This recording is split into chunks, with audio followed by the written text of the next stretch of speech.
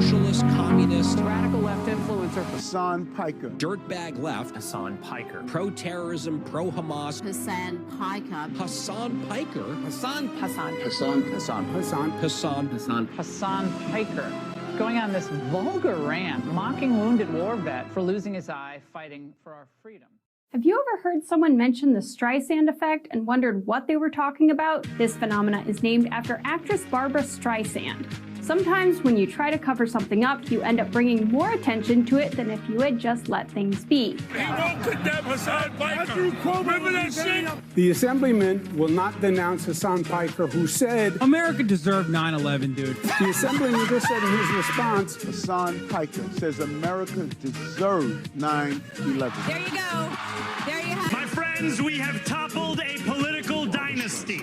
Now to the Michigan Senate race, where El Sayed is campaigning in Michigan, appearing on stage at 2 Michigan campaign rallies. He's proactively campaigning alongside Piker. the man who says Hezbollah's flag is his favorite because it's dope. Why would you align yourself for raging anti-Semites? who has defended Hamas terrorists. Calling them the lesser of two Israels compared to the government evils, lesser of two. That's what I find a bridge too far. When I went up to my good friend Chat and said, hey, can you walk me through some more controversial statements of Hasan Piker, even ChatGPT went out of its way to soften the edges of Hasan and give me context.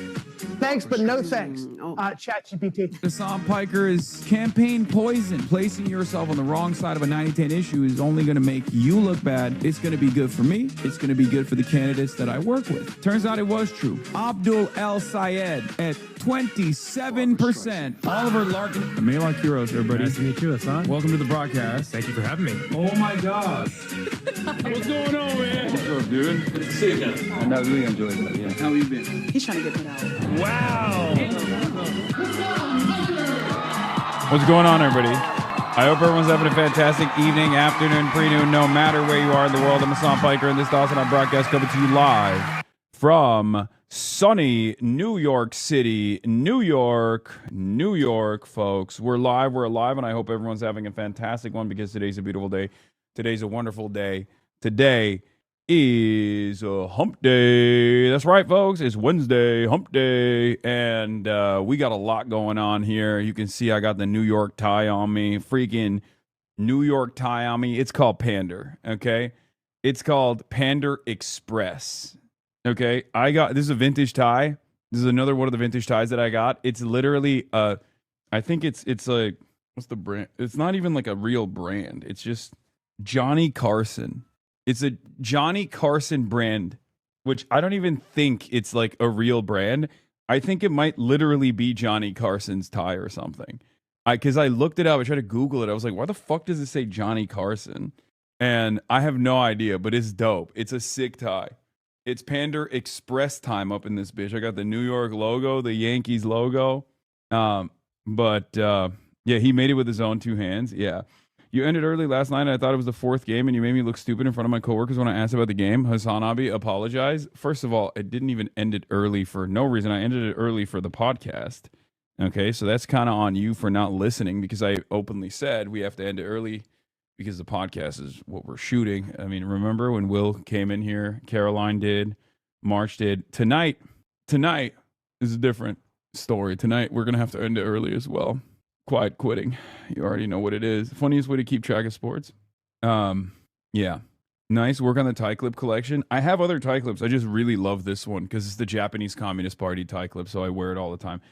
Not even trying anymore. Short streams and no gaming. I know. You already know what it is. Ladies and gentlemen, this is part of the broadcast where I tell you about my personal news. We're coming to you live. It is Wednesday, June 10th, 2026. Coming to you live from stolen land here in New York City, New York, Manhattan. You already know what's up. You already know what's going on. Disgusting Yankees tie shaking my head. It's called pandering. Okay, we're in Momdanistan. I think the tie would be better if it didn't have the New York logo on it, but I don't really care. I really love the tie. So, in any case, folks, we are live. We are alive, and I hope everyone's having a fantastic one. This is the part of the broadcast where I tell you about my personal news, but as a chud-ass loser, you already know I don't have any real personal news, except I'm kind of lying.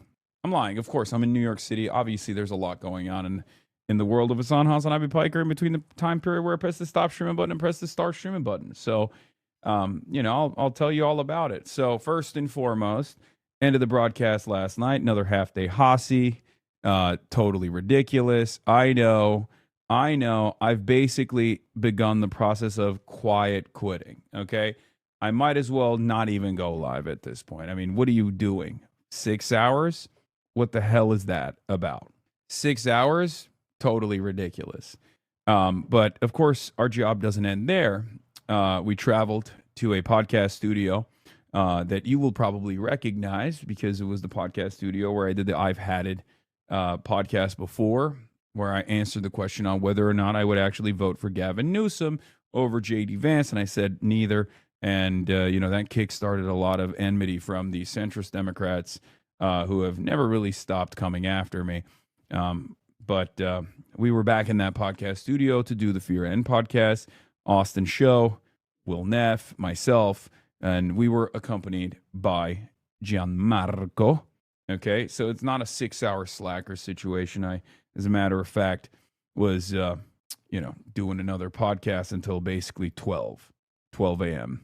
New York time, after which came back to my hotel, passed out because I was very tired, and woke up early, shot an episode of iHip News, okay, with Ms. Welch, Jennifer Welch, friend of the show. You guys may have heard of her. And after that, I did a photo shoot for a article magazine thing. And now I'm here pretty much. It's just a bunch of phone calls. Had to do some different arrangements, schedule some things, and here we are. So yeah, in New York and haven't done Sam or Emma's show yet. Yes, unfortunately, I have not done Majority Report while I've been out here, and the reason why is because wait, what is this? The Johnny Carson menswear line was massively popular, mass market appeal brand launched in the fall of 1970, manufactured by M. Weil & Co. It brought the Tonight Show host tailored, unpretentious on-screen style directly to the American department stores. Okay, so it is a brand. I couldn't find anything about it. I Googled it, but I couldn't find anything about it. I do love the tie. The New York Yankees logo is not the best thing to have on the tie. But other than that, made you a blast off. TMR or Riot. Yeah, I have a bunch of other things that I'm doing, unfortunately, so I don't know if I'll be able to do any Majority Report while I'm out here, but I'm literally out here so much. I'm out here so frequently that it's basically not even a thing, you know what I mean? We'll see. Let me ask, hold on. You know what? Maybe I'll do the Majority Report if I can squeeze it in. We'll see. In any case, ladies and gentlemen, boys, girls, and MBs, we're alive. You already know what's up. I'm a chud-ass loser. I got nothing going on. I'm a chud. I'm a loser. I got nothing going on. You're a new home. You're a New Yorker now. I know. People are, it's all the rage right now. Everyone keeps saying, HasanAbi, are you getting a second house? You love buying houses. Are you going to buy one in New York? And I don't know. In any case, Vox posted a short of my interview. I want you to rank. Oh, I know. People are going to get so mad at this interview. But this is just the last part. This is just to promote the actual interview. The actual interview was interesting. I wonder when it's going to come out. And I wonder what the final product is going to look like, because they actually interviewed the Third Way guys before me, and then they put me up against the Third Way guys, right? In any case, folks, let's blast off and let's get it twisted. Moving with Zoran and Gracie Mansion, sure. Yeah, that's how it works. Yeah, definitely. I'm sure no one would yell at him for harboring a terrorist. All right. New York City, PLATNER wins. IRANxAMERISRAEL war continues. U.S. to hit Iran hard again today. Oil prices rise. Trump says he doesn't care about inflation. He says he loves inflation, as a matter of fact, which is weird thing to say by Donald Trump.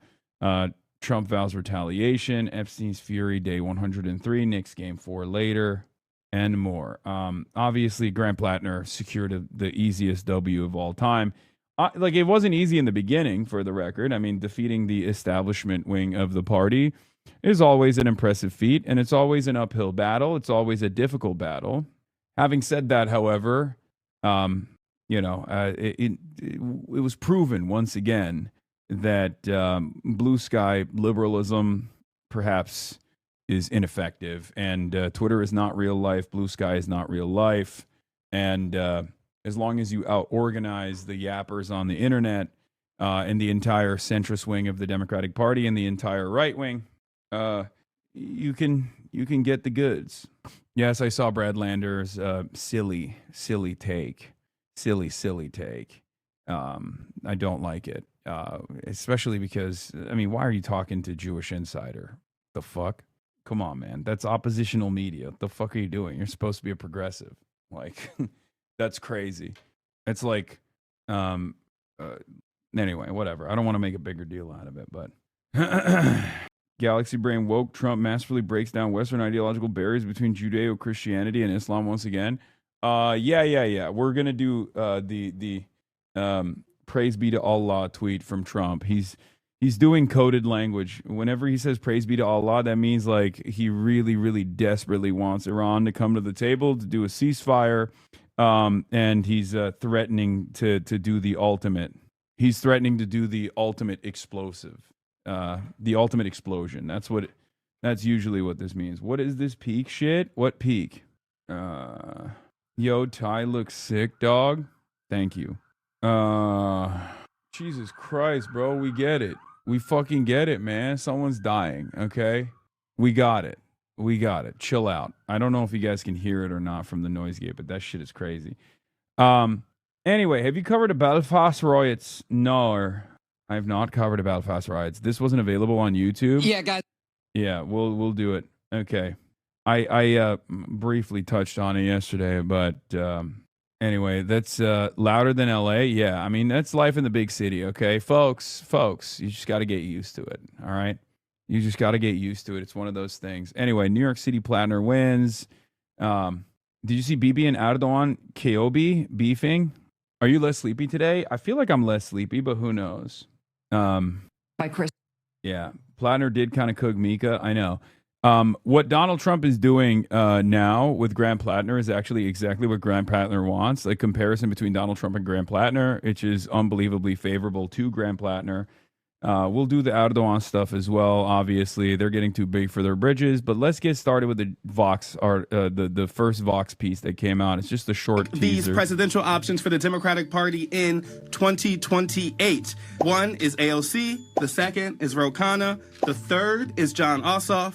The fourth is Gavin Newsom, and the fifth is Kamala Harris. You basically ranked them in the way that I would, but I would flip Kamala Harris and Gavin Newsom, I guess. Interesting. So you're saying your ranking would be number 1 AOC, number 2 Khanna, 3 Ossoff, 4 Harris, 5 Newsom. Yeah. Why is Harris over Newsom? I think Kamala Harris is a little bit more malleable than Gavin Newsom. I mean, Gavin Newsom and Kamala Harris are very similar to one another in their politics and their political expression. I just trust Gavin Newsom even less than I do Kamala Harris. And why is Jon Ossoff above those two? I think Jon Ossoff presents a unique vision. He's a very good communicator. He's very charismatic. He's young. He's also, unfortunately, one of the more conservative Democrats in the country. But I have this totally unfounded suspicion that he's a lot more progressive than he lets on, and he's just simply playing that role to win in Georgia. To I guess, quote unquote, win in Georgia. I don't even think he has to be that moderate to win in Georgia or to maintain his position in Georgia, and I wish he wouldn't be, but that's my suspicion. Is AOC your preferred 2028 candidate overall? Yes, I would say that I prefer AOC over everybody else, although I do really like Ro Khanna too. Hasan Pike. Bro writing fanfic? You in a better mood today, bro? Yeah. Okay, guys, you have to understand something. It's all not great, okay? It's just those are the options given to me, so I ranked them. So calm down. Anyway, in any case, you're gonna will this Ossoff shit into existence? No, I'm not manifesting Jon Ossoff. Trump wants peace for the world for his birthday, the thing that is very much in his power. Yeah. Who's the left field candidate that's not on the list? Sean Fain, my number 1 spot. Sean Fain. That would be my number 1 pick over everybody else. Straight up.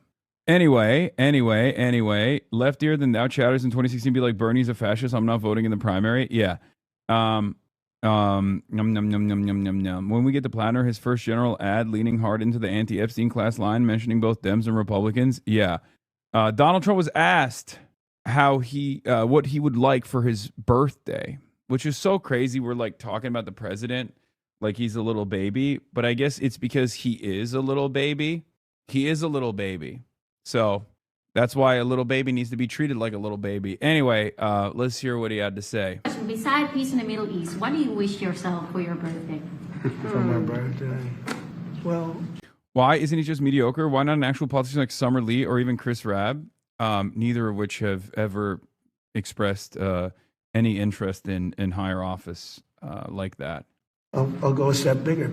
They're also not like national politicians. They're not nationally known politicians in the same way that some of these other people are. Peace for the world, okay? Peace for the world. Well, I'll go a step bigger. Peace for the world, okay? Peace for the world. Middle East, yes. Peace for the whole world, yeah. Second question, besides peace in the Middle East. Literally the one guy on the planet that could make that wish a reality and chooses not to, you know, fantastic. Thank you, Mr. President. Thank you for simply wishing for your birthday, peace for the world, but then also not doing it, you know? It's literally in his power. There's there's not a lot of people on this planet that could wish for something like that and actually have the capacity to follow through. Donald Trump is the one guy who could do it. Yeah, I want peace in the world. That's why we're bombing desalination plants in Iran right now. Very cool. 20,000 people's water has just been taken away from them. They're now starving. They're thirsty, and it's beautiful. And that's why I want peace in the fucking world. Anyway, incredible stuff from Donald Trump. Obviously, completely oblivious to his own power. Yeah, let's we got Brad Lander. We'll talk about that in a second. Obviously, there's a really funny Wall Street Journal article that I brought up on iHip News this morning, but we got to talk about it. Smartphones, EVs, and brick oven pizza. North Korea is the world's most unlikely economic growth story. Yeah, but let's get started on U.S. launching strikes on Iran. After downing of Apache helicopter, the impact, what this means for the future of this conflict, where we're at, and more. Let's get started. New attacks in the ceasefire forces are targets this morning after the U.S. retaliated for an Apache chopper that Iran shot down. Iran released this video claiming it launched missiles toward U.S. allies in the region. Charlie D'Agata is in Tel Aviv. Charlie, good morning. None of this sounds like we are getting closer to peace like we have been hearing. Right, not at all. Iran went on the attack today, launching strikes toward U.S. bases and facilities in Kuwait, Bahrain, even neighboring Jordan. And we're also learning a little bit more about that drone used to rescue the Apache helicopters, the pilots. U.S. Navy officials say an unmanned Navy Corsair drone like this raced to the rescue of the stricken Apache helicopter crew before the Iranians could reach them, in a first for the U.S. military. The soldiers were transported from hostile waters to a safer place before being hoisted up by helicopter. In another first, we've learned the helicopter was downed by an Iranian exploding drone, an unprecedented strike on an advanced U.S. aircraft. In retaliation, U.S. officials tell CBS News that U.S. Navy and Air Force fighter jets launched widespread airstrikes against Iranian targets along the Strait of Hormuz, including air defenses, ground control stations, and surveillance radar sites. U.S. Central Command sent out a statement that its forces completed self-defense strikes, suggesting the proportional U.S. military response is over, at least for now. Iran, in turn, launched its own retaliatory strikes, sending a salvo of ballistic missiles towards U.S. facilities across the region. Jordan alone reported shooting down 5 missiles aimed at an airbase hosting American forces. Tehran's Foreign Minister Abbas Araghchi warning on social media, quote, "Despite its defeats on the battlefield, the U.S. opted to test our determination. Leave our region if you want to be safe." All right, Charlie, just hours before these strikes happened, Vice President J.D. Vance and his wife sat down with Robert Costa for a CBS Sunday Morning interview. Now, the vice president insisted a deal with Iran is still close. We want to play a bit of that and get your take on it. Let's listen. Right now, I feel that we are in a position to get a deal that is good for the United States economically and that really does deal with the Iranian nuclear program, not just now, not just while Donald Trump is president, but for the long term, to where my kids can say when they're adults, Iran is not going to have a nuclear weapon. That's the goal of the policy, and I think we're very close to achieving that goal, but we've still got some wood to chop, and we're going to keep doing it. You say very close. How soon? Could the deal happen before the midterm elections? Oh, absolutely. No, I think we're going to know a lot before the midterm elections. Look, I think that the deal could happen in the next week, but the deal could also happen months from now. Are the Iranians stringing President Trump along, in your view? No, I don't think so. Again, I think their system takes a long time to reach consensus. I always hear people ask me, do you trust the Iranians? And what the president has said is, I don't trust anybody. I don't trust anybody. What I do trust is my own ability to negotiate. I trust our administration's ability to negotiate. Could be in the next couple of days, could be in the next couple of weeks, it could be in a month. Charlie, it seems that there's a disconnect between what the administration is saying about those talks and what's actually happening on the ground. What do you make of this? Yeah, Vlad, clearly there's a disconnect. None of this can help. We're talking about a downed helicopter, multiple U.S. airstrikes, and the kind of Iranian ballistic missile barrage. We haven't seen this since the supposed ceasefire went into effect. But it also speaks to the complexity of what's going on here. Neither side has said that these talks are over. However, if we saw U.S. troops killed in any one of those attacks overnight, we would be having a much different conversation. Vlad? All right, Charlie Daggett reporting from Tel Aviv. Thank you, Charlie. And you can see more of Robert Costa's conversation with Vice President Vance this weekend on CBS Sunday morning. Iran says it launched strikes on U.S. assets in the Middle East, including an American base in Jordan. This follows U.S. retaliation. I mean, look, here's the situation. Here's the situation. Okay? The United States, Israel, and Iran are in conflict. Israel doesn't want there to be a ceasefire. Israel doesn't want there to be any sort of negotiation. And Israel is going to do whatever it can to disrupt that process. America obviously is more in favor of a managed negotiation, a memorandum of understanding that could be implemented. But having said that, obviously America still is invested in following along with whatever the fuck Israel wants to do. Israel strikes Tyre or Israel strikes Beirut. Iran tries to enforce a red line by striking Israel directly. Then Donald Trump has to step in and tell Israel to back down. But of course, Israel says no. Israel violates the Trump red line, the established red line, and strikes Iran again. And this time, when Israel strikes Iran, they hit a petroleum facility, right? An oil refinery. Now, in retaliation, Iran has to go tit for tat. But aside from hitting, I guess, the ports of Haifa, there's not really much you can do to disrupt the Israeli energy production. So you can either try to strike at Israeli refineries, again, in the ports of Haifa, or in order to universalize the damage, you can go back and start striking the Gulf. But if you're Iran, you probably have bilateral commitments at this point. It seems to me like you have at least established some kind of talks with some of the Gulf nations, Qatar being one of them, and possibly even Saudi Arabia. Obviously, Oman is seen as a neutral party in this process. So that limits who you can actually strike. Yemen will open fire in central Israel around Tel Aviv and the Eilat port as well. Yemen will also conduct operations in the Red Sea to disrupt transiting oil tankers and disrupt transiting shipments that are going to any of the Israeli ports. Iran has limited options, can strike Bahrain, can strike Kuwait, can strike the United Arab Emirates potentially. But ultimately, Iran takes out an Apache helicopter. Now America is involved. Iran strikes back at the Gulf nations. Now America is involved because America has obligations beyond Israel, at least on paper, obligations to the Gulf states. And therefore, now you have expanded the conflict. Israel consistently is forcing Iran's hand up the escalation ladder in an effort to showcase that it holds all the cards.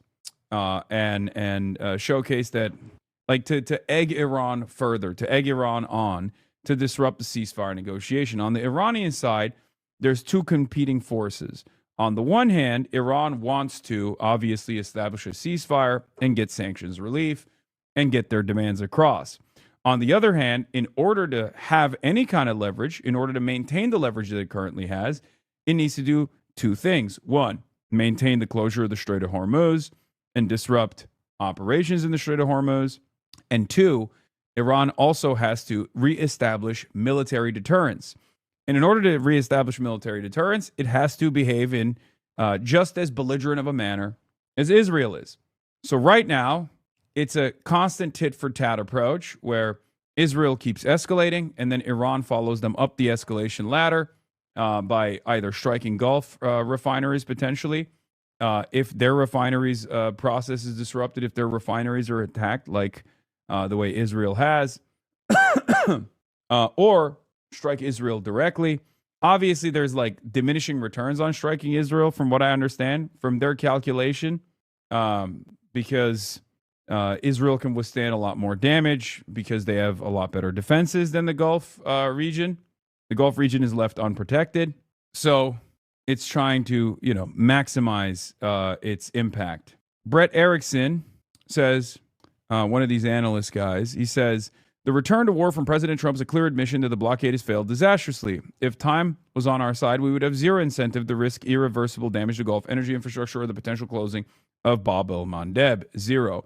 Which Sina Tusi, senior fellow at CI Policy, responds with, 100%. If Trump gets back to full-scale war, it will be an implicit acknowledgement that time was, indeed, not working in his favor for the blockade, which we know that wasn't the case anyway.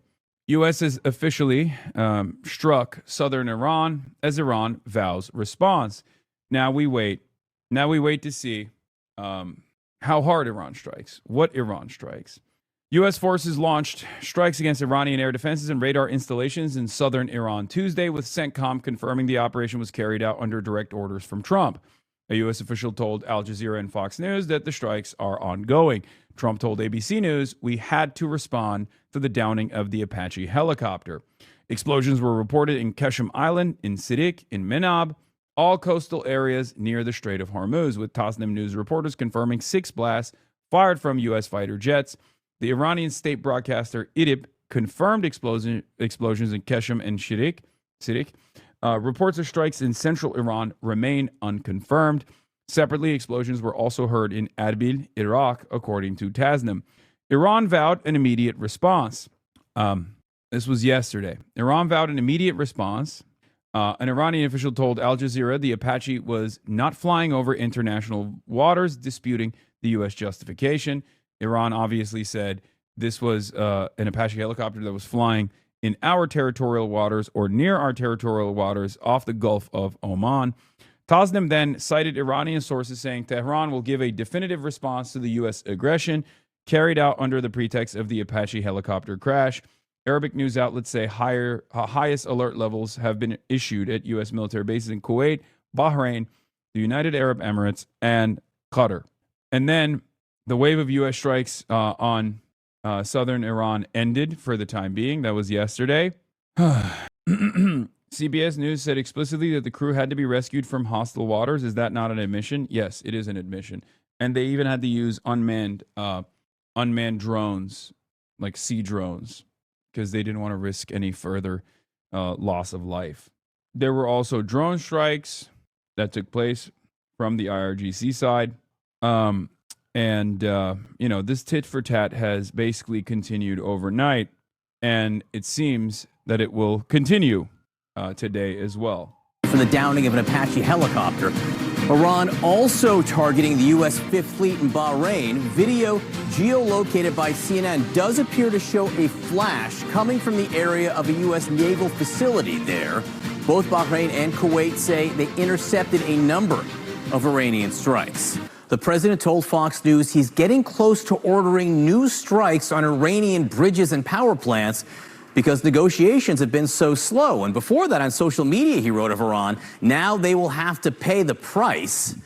This follows a range of back and forth attacks between the U.S. and Iran overnight. Iran saying it launched strikes on U.S. targets in the Middle East, including a base in Jordan and the Fifth Fleet in Bahrain. Iran state media says U.S. strikes hit 2 reservoirs, cutting off drinking water to 20,000 people.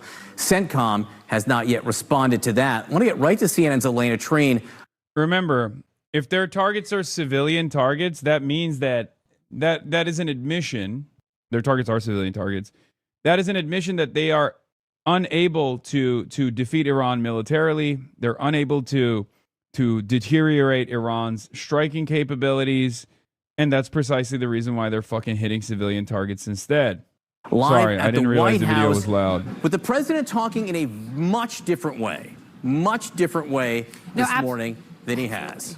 No, absolutely, John. This is quite a sharp turn from what we had heard from President Donald Trump not even 48 hours ago, when he had said early Tuesday morning that he believed a deal could be 2 to 3 days away. Now, of course, posting online that he believes that Iran has taken too long to negotiate a deal, which he said would have been great for them. Now they will have to pay the price. Those are the words from President Trump this morning. I should note as well, he also spoke with Fox News and he indicated that he was considering wider military action toward Iran, arguing that peace talks have continued to falter. Again, very different from what we've heard from the president. I note that over this entire ceasefire, which started back in April, the president at least 37 times has been trying to indicate that a deal is close. Now, of course, I think some questions around is this really is the president being sincere when he says this? Did these strikes, the exchange of fire that we saw between Washington and Tehran yesterday, the U.S. saying they were defensive in nature in response to that downing of an Apache helicopter on Monday, has this really changed the president's mind about where talks are and whether or not a deal is actually possible? Or, of course, could this just be bluster from Trump trying to exert more leverage and pressure on the Iranians at a time when many officials, again, over the past couple of days have said they believed a framework deal was close? We have to wait and see. Now, I do want to share with you that when I spoke with a U.S. official yesterday about the U.S. retaliatory strikes in Iran, they had told me that really they were designed to be a warning shot. You heard from CENTCOM saying that the attacks would be proportional, and that they had came out and said yesterday that they were had finished. They had concluded after a series of those U.S. strikes and the exchange with Iran.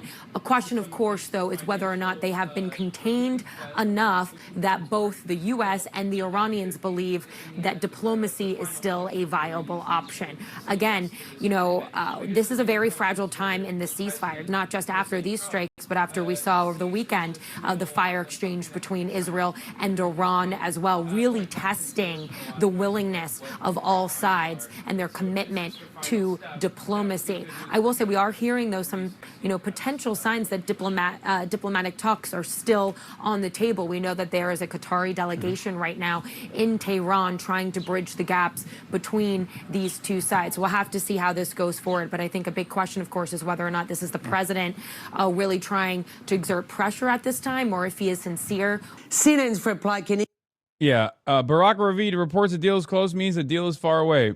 Barack Ravid reports Trump is mad at Netanyahu means they're about to do some crazy escalation in lockstep. Them's the rules. Them's the motherfucking rules. Finally, clean up on Isle Iran. Really? That's the big victory for the greatest, mightiest military on the planet is shutting off water access to 20,000 people. Do you feel proud of yourself? Do you feel like that was a significant accomplishment for the American military? We got D-Day as a military accomplishment, and now what are we doing? Just fucking trying to kill people, trying to kill civilians thousands of miles away, and we can't even establish air superiority over Iranian territory. So we're just lobbing Tomahawk missiles from sometimes thousands of miles away, ironically enough. You seem to in your nice glasses. Why not, Mr. Modest? Mr. Imperfection demanding perfection? What? Dude, I have no idea what you're trying to say. That is actually too stupid for me to follow. My mistake for trying to communicate with you using the human language. No arguments there, huh? just a barely sentient hog reacting to shapes and colors. Cool. In any case, let's get back to it. Is in Tehran with more on the unfolding situation there. We must note, as ever, CNN operates in Iran only with the permission of the government, but maintains full editorial control of our reporting. Here's Fred. Iran's Islamic Revolutionary Guard Corps say that they launched powerful retaliatory strikes at U.S. military bases. Oh, no. The real American president is going to be at fucking Madison Square Garden tonight. We're so cooked. In the Middle Eastern region. The Iranians say that they launched aerial attacks against bases in Jordan, Kuwait, as well as the headquarters of the Fifth Fleet in Bahrain, using drones but also powerful ballistic missiles. All this comes after the United States struck areas in the Persian Gulf. The Iranians are saying that that is a violation of their sovereignty, and they are also saying that it is a pretext that the U.S. is using. Now, all of this, of course, comes after a U.S. chopper was down near the Strait of Hormuz, the United States saying that it was hit by an Iranian drone and that it holds Iran responsible for that.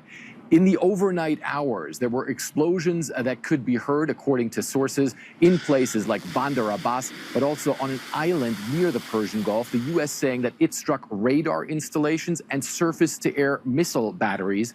But the Iranians are saying that a water desalination plant was also struck, knocking out drinking water in parts of that region. Now, tremendous accomplishment, by the way, by the mighty American military once again. So cool that Iran takes out a $50 million Apache helicopter, and then in retaliation, America just shuts off water access to 20,000 civilians. A straight-up war crime, by the way. It is very odd that the American media is I mean, this is like worse than our Iraq coverage, I think, where the American mainstream media would at the very least try to hide our war crimes.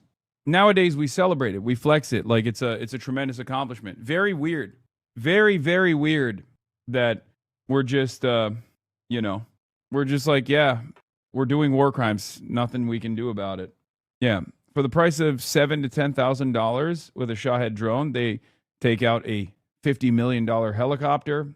And then our retaliation is swift, and it's, of course, predictably retaliation towards civilians. A war crime, collective punishment, war crime. Yeah, this is just how we do it nowadays. All of this comes as the situation in the Persian Gulf and specifically in the Strait of Hormuz remains extremely volatile, with the U.S. and Iran trading blows in that area over the past couple of days. But also, as Iran and the United States are still trying to find a way to reach a memorandum of understanding that would end the hostilities between the two countries and then pave the way for broader peace negotiations. From Plaikin, CNN, Tehran. Joining me right now is CNN political and global affairs commentator Sabrina Singh and CNN global affairs analyst Kim Dozier. Guys, thanks for being here. By the way, the global commentator Sabrina Singh is straight up a war criminal, like literally worked for the PR department, for the State Department during our, during the Biden administration with our maximum fealty to Israel strategy that we deployed as Israel carried out its genocide against the Palestinians. Just so you guys understand, like, what the vibes are over at ZNN. Let's start with this new warning from the president. What do you make of this of this social media posting now? Well, what's interesting about this social media post is when CENTCOM launched the retaliatory strikes from the Apache that was shot down, they said it was proportional in nature. Now, this Truth Social post this morning could really change that. But I think the paradox here is that both sides do not want to go back to a full-scale war. So what you're seeing... Oh, sorry. She worked for the Department of Defense, not state. Yeah. Even more hands-on. I mean, she was doing PR for the DOD under the Biden administration whenever journalists would ask her about, are there any updates on the Department of Defense's contracts with the state of Israel, considering the litany of war crimes that Israel is committing? And her job was to be like, no, they're investigating themselves. Iran strike again, and the U.S., they're trading barbs back and forth. How long can this go on and continue? We don't know, but clearly the president is signaling today that he might be willing to engage in more kinetic action. Yeah, I think the question is he saying what we've done now shows that's the price they've paid, or there's something now about to come? That's right, and we don't know. Yeah. We don't have more information. Yeah. Kim, what do you think of this and what this could now mean? I think it could be another rhetorical flare from Trump that is just a typical example of what has stymied the negotiations. According to the New York Times and other outlets, they're making progress behind closed doors on everything from nuclear enrichment to and suspending that for several years, to allowing intrusive inspections of Iranian sites. But the moment you have Trump either make a threat or reveal some of this progress in public and then often take it further. Yeah, we don't want them to agree to 10 years. We want them to agree to 20 years without enrichment. And saying that publicly, that always makes progress behind closed doors that much more difficult, because then the Iranians feel like they have to publicly make a riposte to that just out of pride. And let's talk about the back and forth retaliation here, Kim. Iran now says 20,000 Iranians have lost access to drinking water after 2 reservoirs were struck. Iran blames this on the United States. CNN has reached out to Central. What do you mean blames this on the United States? There's literally fucking impact sites that you just showed. The American government and Central Command has admitted to striking Iran.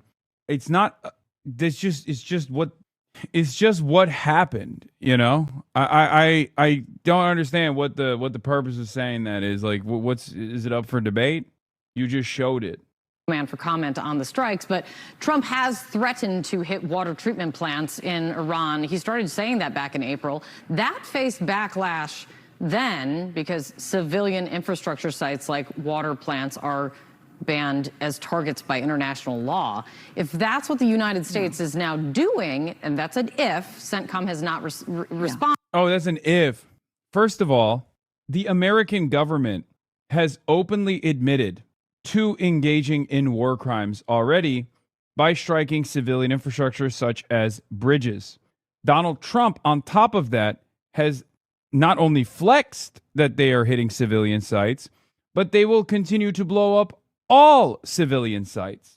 If there was any decency in this world, if there was any real maintenance of the international standards that we, the United States of America, were the architectures of, there is enough evidence here to suggest intent and to show action that is genocidal, or at the very least war crimes, by the International Criminal Court against Donald Trump.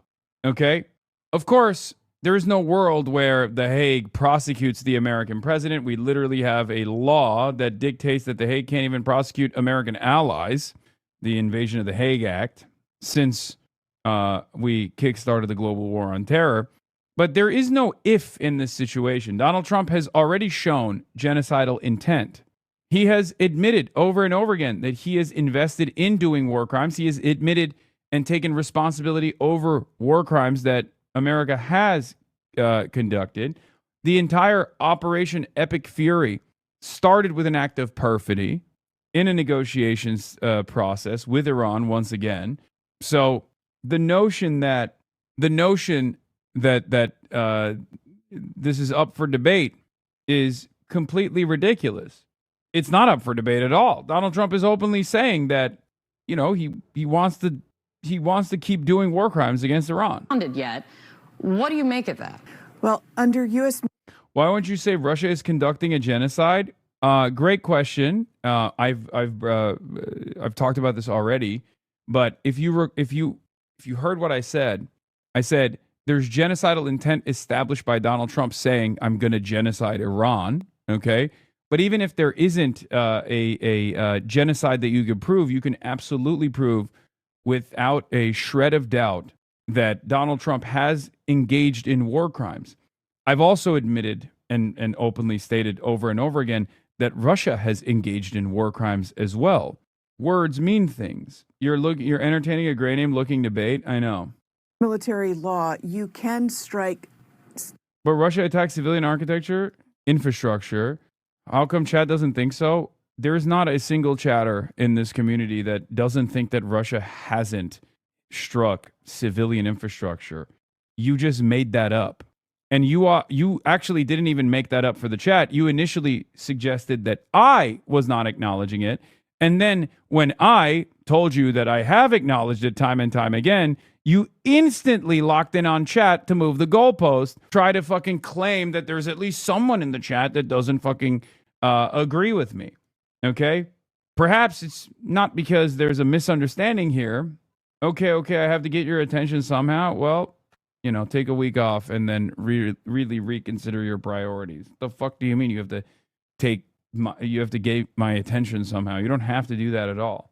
This kind of a target, according to proportionality, according to, you know, did this particular water reservoir or these two reservoirs mostly feed into military facilities?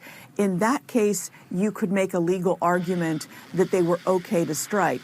But what we're hearing from Iran is these fed large civilian districts, and you have many Iranian military sites next to or co-located with civilian areas. So it is hard for me to understand. Oh, is it? It's hard for you to understand when Donald Trump says we're going to fucking destroy all cultural landmarks. We're going to destroy the entirety of like Iranian existence. We're going to wipe Iran and its culture off the map. It's difficult to understand. Yeah, it's only difficult to understand because you're refusing to understand what's taking place here. That's the only reason why it's difficult, I guess. Not actually difficult to understand at all. Yeah. Derek Davison says, they were aggressively drinking water at us. We had no choice but to retaliate. Yeah, self-defense strikes against a water reservoir. How ridiculous. Why this was okay. Why not hit one of their drone factories or part of the military arm that's allowing them to continue with the war fighting? Because it takes decades to repair a water reservoir in a country that has struggled with drought. This is a real blow. What questions does this raise for you in this moment? I agree with Kim. I mean, right now, there could be a legal argument that CENTCOM could make, and that if this was, you know, a water facility that was, you know, assisting military facilities or military infrastructure in some way, but you know, there's a lot of questions here, and I think CENTCOM's statement yesterday said that they struck. What do you mean a water facility that's assisting military facilities? There is no fucking argument, dude. They're literally, oh my God, everything is Israel. We are Israel. Israel and the United States of America are one nation under God, okay? Indivisible. What are you saying right now? Oh, the military was drinking the water? These were water reservoirs of terror? They're literally doing the Hamas line. Sorry, it was a Hamas-spital. This time it's a Hamas water reservoir. What the fuck? It's the IRGC water. That's what it is. Air defense targets and radars and ground. Russia is potentially committing acts of genocide under the Genocide Convention, specifically Article 2. Yes, the forcible transfer of children from the occupied population. I know. It doesn't necessarily fit within the popular definition, but legally it's probably the strongest case. Not that it'll ever get tried by the ICJ, but good to know. No, I know. I am familiar. Broadly speaking, their overarching goals are complete domination of Ukraine, expansion of their territory over the Ukrainian borders, and to bring the Ukrainian population into their population numbers. Are they going to be successful? No, of course not. But that's the broader goal here, as opposed to the Israeli goals are never to incorporate the Palestinian population into their overall population. It's land acquisition, it's territorial expansion with ethnic cleansing involved. That's the major difference. In any case, like I said, just because you can potentially establish genocidal intent doesn't mean that it is a genocide, which is why I said with the United States of America, there is genocidal intent, but it would never, I don't know if it would ever, even in a just world, it would hold up to the standard of a genocide, whereas with Korea, we can clearly define it as one, given the bombing campaigns and the targets that they struck in Korea. Okay? However, no one is questioning whether or not Russia has committed war crimes, and no one is questioning whether or not America is currently in the process of committing war crimes, except for CNN. The point I was making is that CNN is actually trying to create doubt where no such doubt exists, because We know that it happened. We watched it happen. We saw the impact sites. And not only that, but also Donald Trump has openly stated that he is invested in doing war crimes in Iran. Control centers. So there is a bit of discrepancy. I mean, it would be nice if the Pentagon held briefings. So Can I ask how Russia is relevant to this current discourse at all? It's not. It's not even in any way, shape, or form, unless you want to say, when Russia does it, we call it out and we openly acknowledge it. When America does it, the whole world stands by and acts as though there's some doubt. Okay? That's it. The only reason why some people come in here to say, oh, what about Russia? When, Russia's actions are comparable to the United States of America, 100%.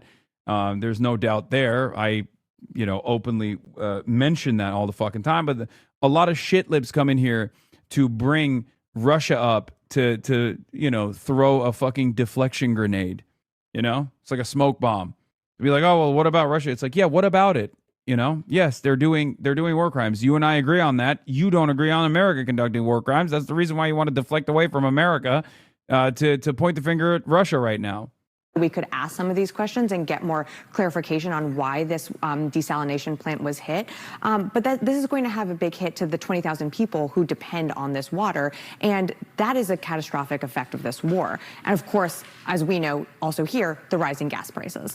Because you posted this morning about Iran and you said that they've taken too long to get to a deal. I want to make sure I quote you correctly. Hey, Hassan, why is Korea genocide? If the United States supported Koreans, maybe war crimes, but not genocide? No, the Korean War was genocidal. What we did in Korea is literally what Israel is doing in Gaza right now. If you consider what Israel is doing in Gaza to be a genocide, then you have to recognize that what we did in Korea is also the exact same. As a matter of fact, that is the established precedent for the Dahiyya doctrine before Israel ever used it in Dahiyya, in suburbs of Beirut, in southern Lebanon. That's where that military technique comes from, collateralizing the entire civilian population, destroying civilian infrastructure deliberately. That is the Dahiyya doctrine. That is what America is doing right now in Iran. That is literally what is understandably considered genocidal acts. Not only that, but they also wanted to use a nuke in Korea Like you said that now they will have to pay the price. Yeah. What did you mean by that specifically? Well, we're going to be attacking them very hard. You're resuming bombing? Yeah, well, we are. Based on the helicopter, I guess we have the right to do that. They shot down a very incredible machine. And at first they said they didn't do it, then they admitted they did. It was sort of easy because we have the bomb. We actually have the bomb. We got very lucky that bomb. We're going to hit them hard again today. When I saw the first post, I thought, is he counting Iranian ships that ran the strait? And then I saw that he said, we're taking their oil out of Iran, which just confirms, yes, he is. Yeah, so this was what he said earlier. Last month, I directed our great U.S. military to execute a secret mission to support oil tankers and other commercial ships through the Strait of Hormuz. Today, I am pleased to announce that this effort has resulted in more than 100 million barrels of oil making its way through the strait and into the open market. More than 200 commercial ships have safely traveled through the strait. This wildly successful effort is because the United States of America controls the Strait of Hormuz, not Iran. Their military is defeated and their economy is lost. It's over for Iran. Thank you for attention to this matter. It turns out he was literally talking about the Iranian oil tankers that were allowed to fucking cross through the Strait of Hormuz, and he's taking credit for it. Breaking, U.S. Energy Secretary Wright says he is not aware of the oil that President Trump claimed the U.S. is taking out of Iran. President Trump said the oil that the U.S. has been taking out of Iran is a big reason as to why the oil prices have fallen towards $85 a barrel. So they're obviously allowing Iranian oil tankers to pass through to go to the Asian markets. And then he's saying, like, we're letting that happen. And we've actually stolen that oil. We've taken that oil ourselves. And Gregory Brew, senior analyst for Iran Oil at Eurasia Group, says for what it's worth, 100 million BBLs, Brazilian butt lifts, is 50 to 100 ships, depending on the size, which is equal to about a few days of pre-war flows. Yeah. U.S. retail gasoline average prices have fallen nearly 10% since late May, down 4.15 per gallon. The lowest since April. It was 4.56 per gallon in May 26. There's a big reason why Trump thinks he can continue dragging out the current low-boil attritional phase of the war without having to choose between a personally catastrophic peace deal i.e., capitulation, or a globally catastrophic resumption of the war. There was another post that he actually delivered. The fake news media refused to report how effective the U.S. naval blockade is, the most successful blockade in the history of naval warfare. Nothing gets through unless we want it to. It is a steel wall. Iran is doing zero business, not paying their military or any of their bills, and quickly becoming a failed nation.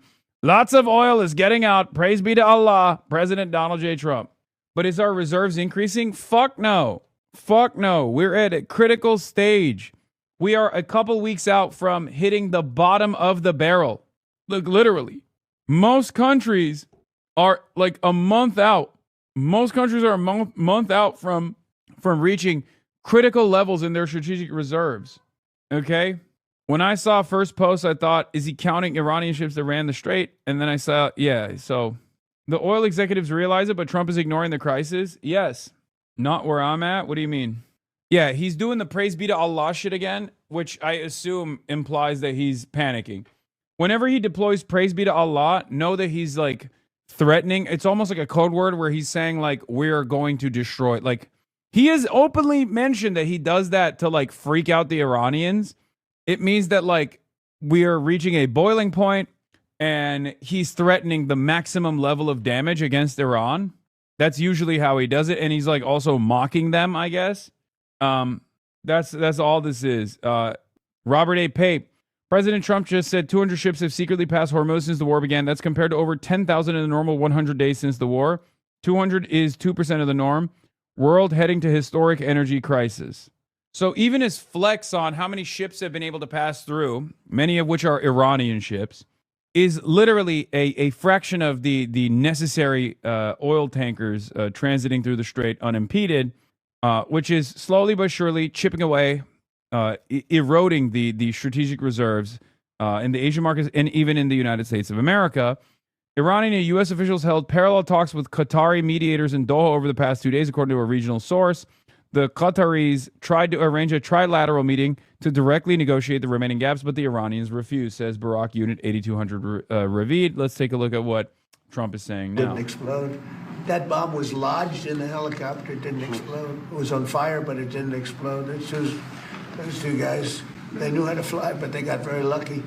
And then we had the unmanned boat going very, very fast at speeds that you wouldn't want to go.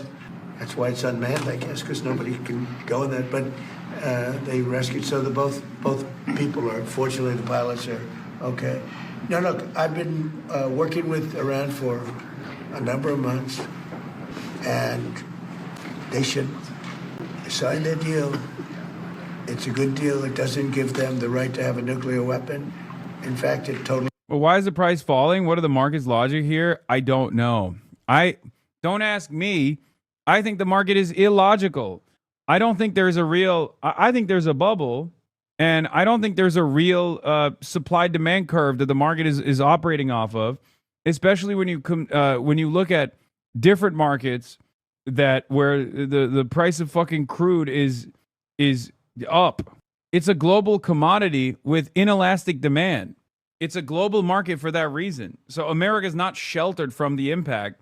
So I assume they're just dumping their reserves right now. That's what it is. It prohibits them from ever having a nuclear weapon. And it was just tap, tap, tap. I don't know what they're doing. So they then shot at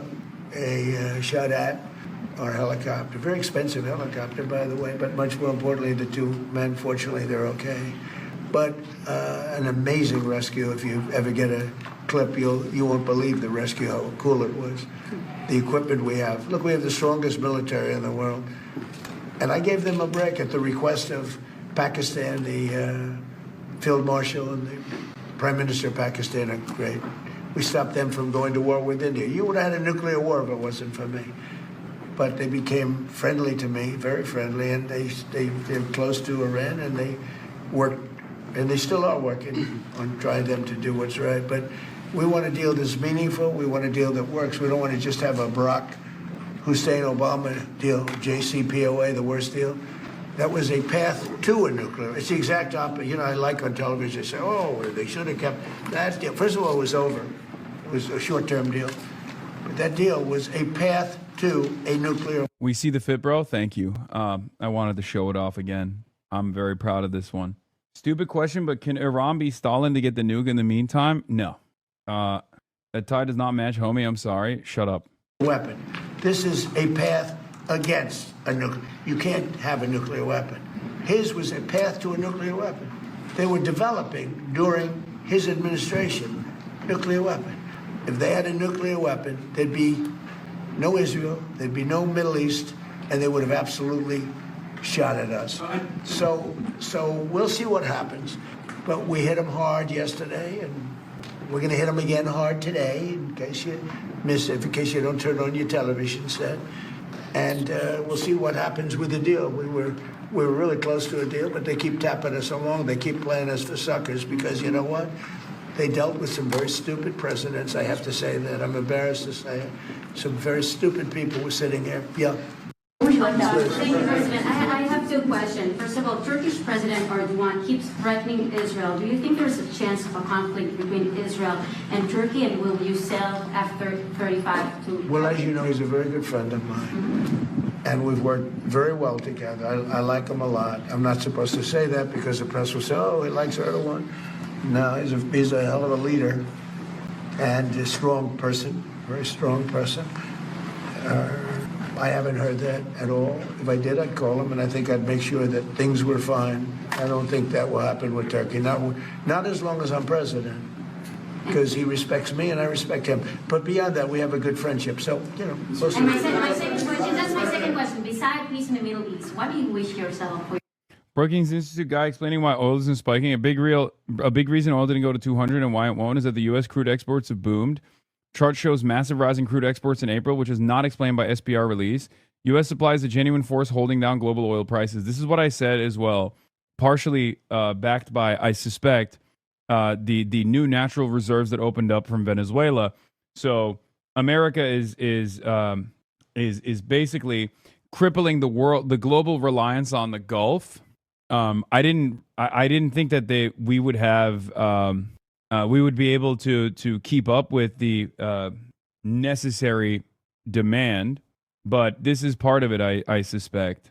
Since oil production didn't increase much since April, I think the extra exports are from business inventory, which is not SPR.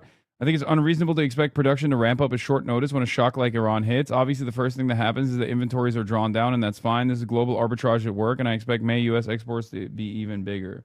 I don't know. I don't know where it's... I don't know how they are capable of ramping up production to keep up with 20% of the entire globe's oil demands. Anyway, the anti-Semitic tyrant Erdogan, who perpetrates genocide against the Kurds, supports the terrorist organization Hamas, oppresses his own people, and imprisons political rivals, is the last one who can preach morals of the state of Israel.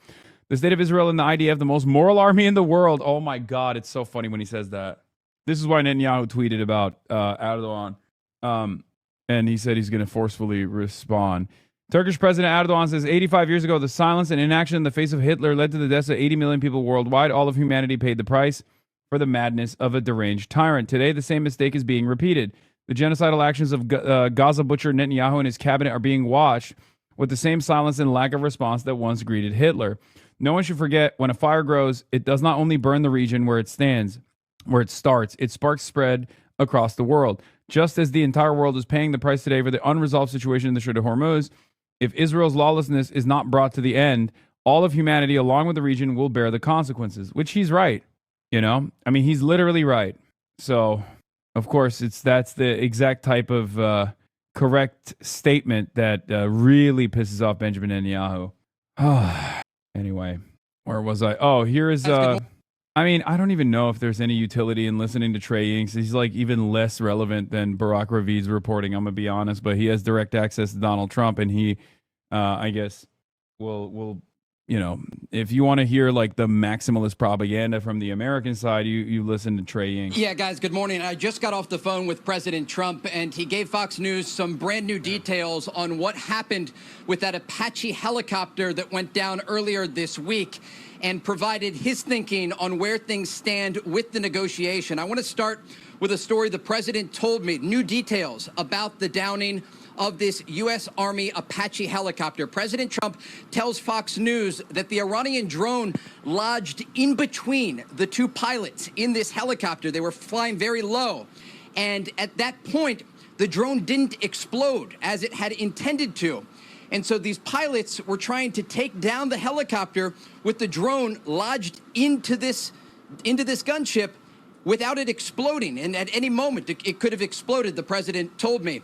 And he said it was on fire. There was a lot of heat inside the cockpit of this helicopter.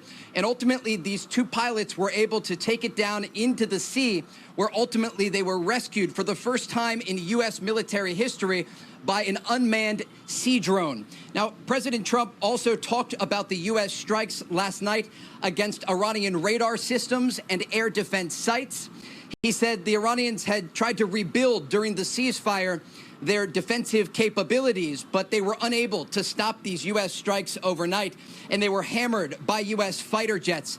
Now, interestingly, President Trump told me that he is getting close to ordering new strikes against Iranian power plants and bridges because he says the Iranians are tapping the United States along when it comes to the negotiating process. He says the bully of the Middle East is dead.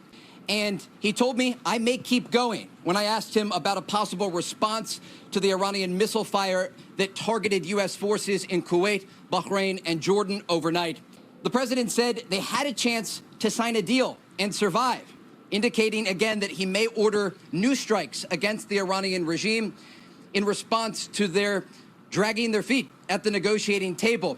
Again, though, the latest information that we got from President Trump about that helicopter that went down earlier this week, really a remarkable story. The president called it a miracle. This drone hits the Apache helicopter, lodges between the two pilots. It's on fire, and there's a massive amount of heat coming out of the drone, but it doesn't explode. And these pilots very quickly, within seconds, because they're flying very low, take the helicopter down into the sea. And then ultimately, about 2 hours later, according to U.S. Central Command, they are rescued for the first time in U.S. military history by an unmanned sea drone. Again, the president ordering those strikes overnight to target Iranian radar systems and those air defense sites that the Iranians have tried to rebuild during the ceasefire. They weren't supposed to do that, but the president said just a few percentages of that defensive capability they were able to rebuild.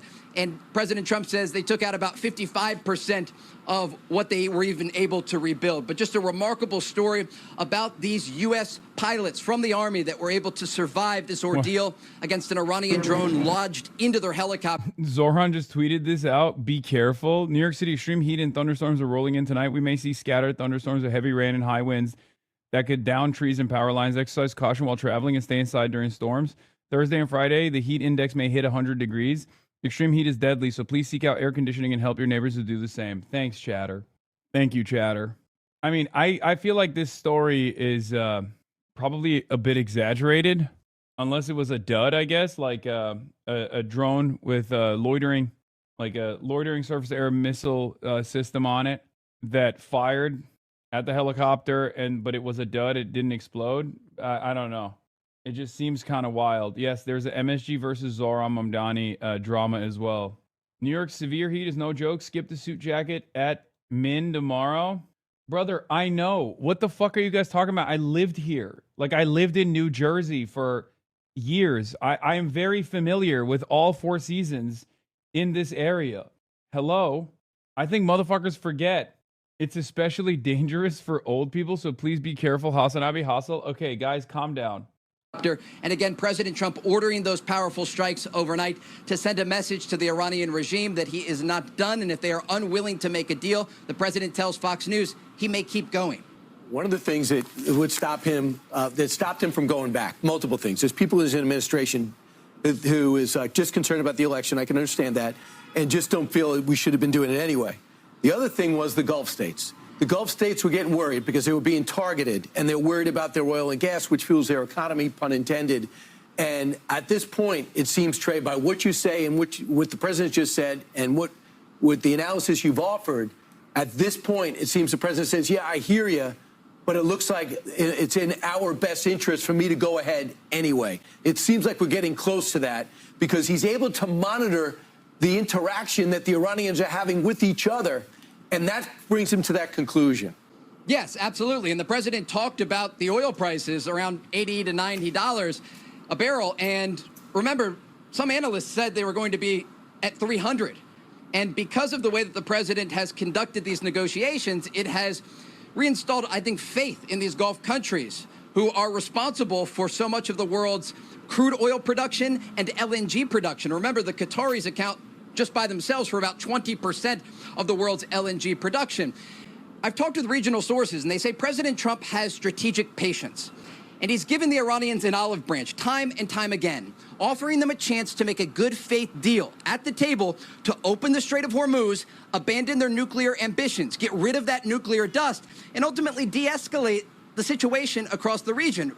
And the president at the same time has been calling on Gulf allies of the United States, like Saudi Arabia, like Qatar and others, to join the Abraham Accords. Because the larger vision here for President Trump is to develop an accords that will create peace across the Middle East and have these countries normalize ties with Israel.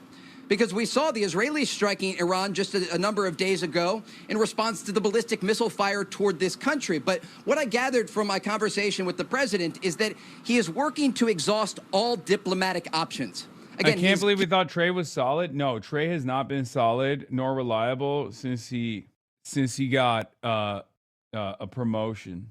He has not been solid, unfortunately. Given the Iranians a chance at diplomacy, and they haven't taken it. The president said himself, all they had to do was sign, and they could survive.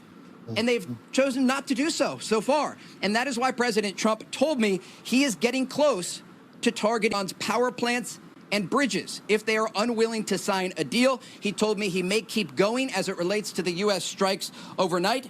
And he said Iran is tapping the United States along, and he's not going to stand for it.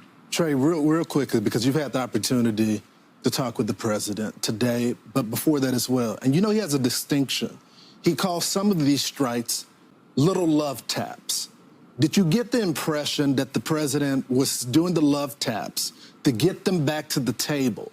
Or are we past the love taps and the president is getting ready to restart the full operation? It's a great question, and ultimately that's going to be up to President Trump.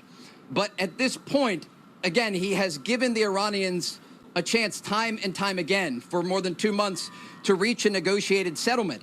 And as the president has told me, and regional intelligence sources have told Fox News in recent weeks, this is a pretty simple deal.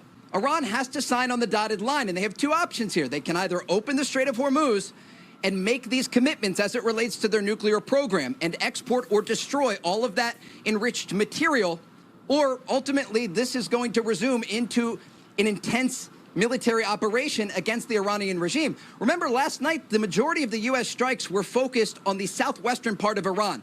President Trump ordered these strikes against Iranian radar systems and against air defense systems that the Iranians... Yeah, these are little love taps. If we call war crimes love taps, then it's more palatable. B-52 making its way over the Persian Gulf. All right, well, considering that it's highly unlikely that they're going to base a strategic bomber in the Gulf, this is either a message/drill or another round is coming. Don't they take their transponders off when they go on a bombing run? It's a Poseidon. It's just mislabeled. They are P-8s idiots. They're looking for Iran subs that will cut undersea cables and destroy the Gulf banking system. Tried to rebuild during the ceasefire. And there are a variety of strike options on the table for President Trump. And so he maintains this leverage. He holds the cards here. And the Iranians thought for a very long time, according to intelligence sources in the region, that they could wait out President Trump. They thought that he cared about the World Cup or the midterms. Ultimately, he showed last night he cares about victory on the battlefield and about either reaching an agreement with the Iranian regime that ensures they have never have a nuclear weapon, or ultimately doing this through force. And so, again, President Trump has a variety of options on the table here. But I think when we talk about this enriched material, it's a very important point here because we've been briefed by U.S. officials, and I want to just take our viewers very quickly through this process because it's important to understand how the Iranians are getting closer to weapons-grade material. When uranium ore is mined from the ground, ultimately it goes through a chemical process and it's turned into yellow cake. And then through another chemical process, that yellow cake is turned into a hexafluoride gas. And they spin that gas very rapidly in these advanced centrifuges that the Iranians had a lot of in their nuclear facilities that were targeted during Operation Midnight Hammer last summer. But as they repeat this process over and over again, the lighter particles go to the outside of these centrifuges and the heavier ones stay at the inside.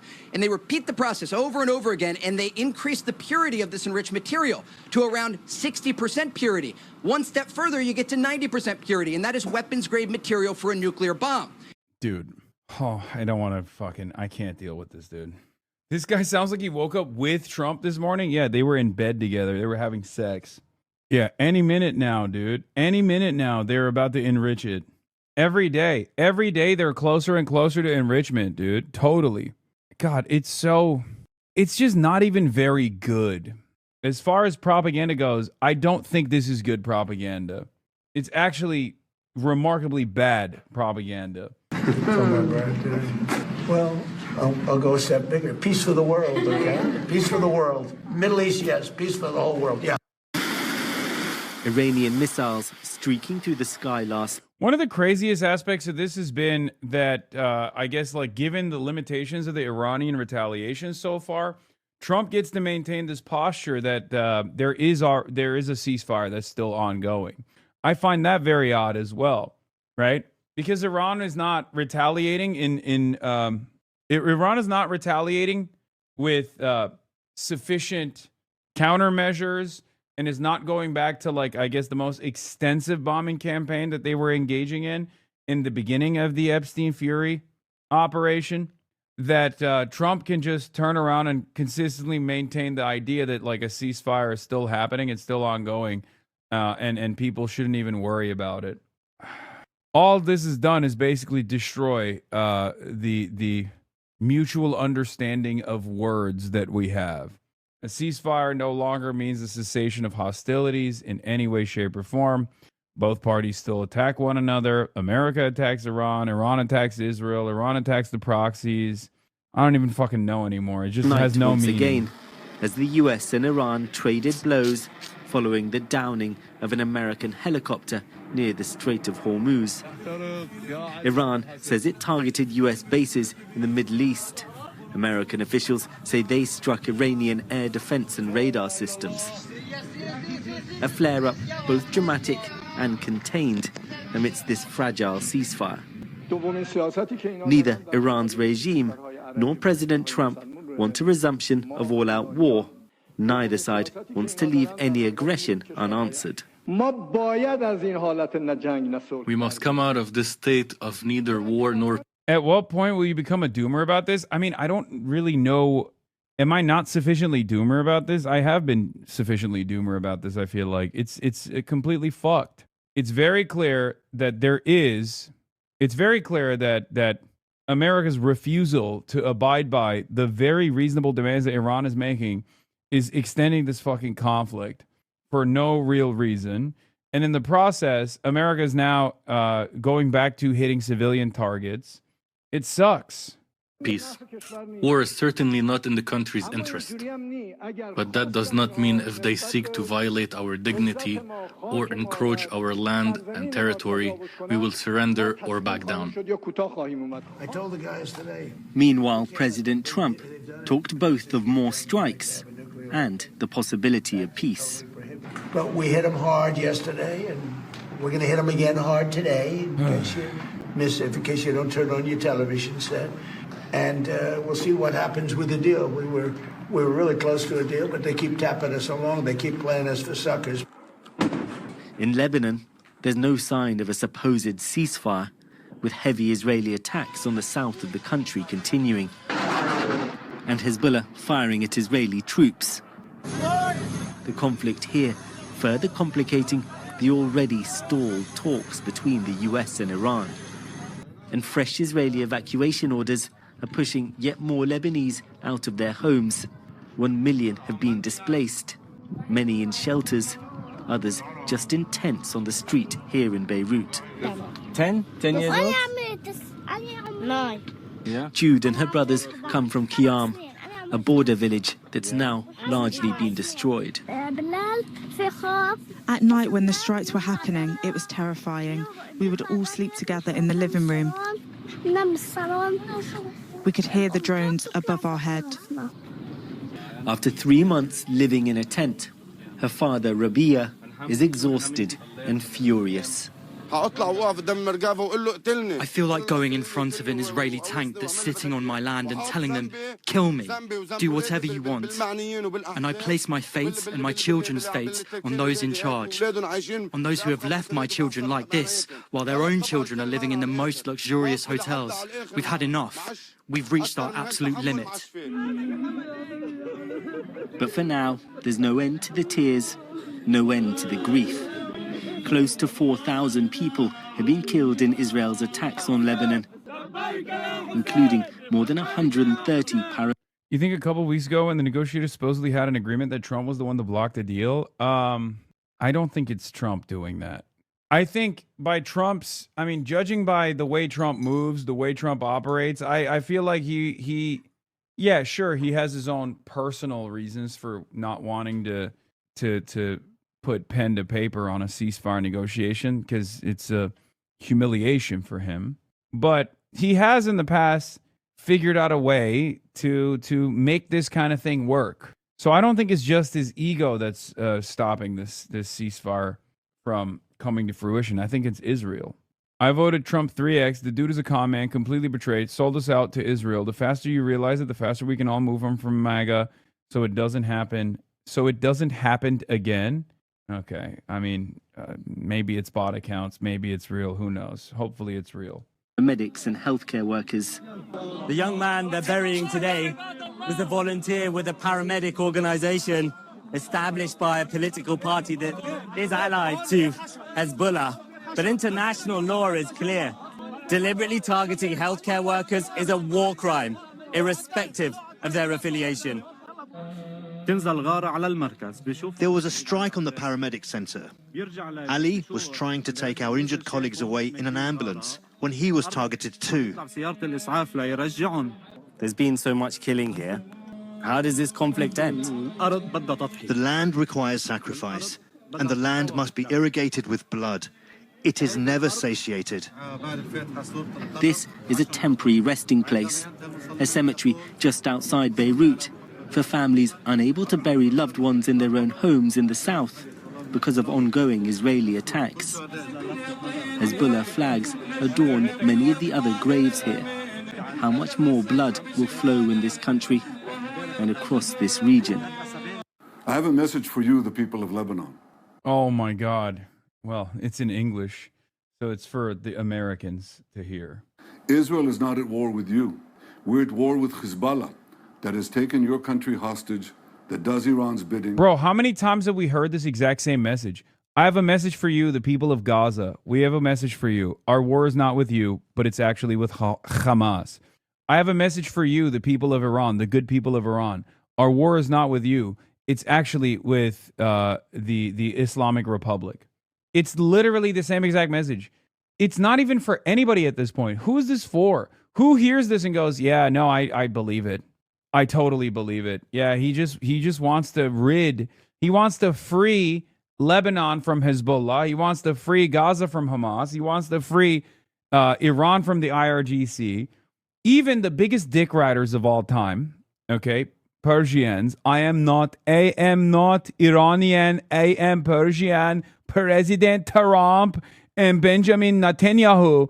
All of the people that used to talk like that, even those people gave up on the notion that President Trump and Benjamin Netanyahu, thank you, are actually fucking invested in any way, shape, or form in liberation for the Iranian people. The only thing that they're liberating people from is their fucking bodies, okay, is their lives. Oh my God.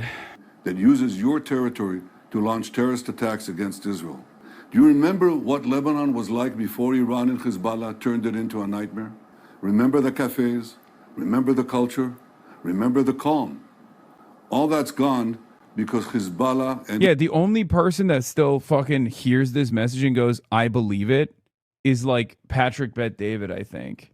Like, this message is for, I guess, American Zionists or Zionists in the English-speaking world that are already pro-Israel, and this gives them a little bit more comfort, maybe. It allows them to be just as delusional as they always are. It allows them to maintain their idiotic posture. It's just so fucked up. Iran want to drag us into war over and over and over again. You deserve better. Your children deserve better. You know by now that Israel will do whatever it takes to protect our families, our communities. Hezbollah is weaker than ever. Israel is stronger than ever. We've taken out nearly 10,000 Hezbollah terrorists so far. We're systematically clearing out South Lebanon of these fanatics. No matter where they are, we'll find them.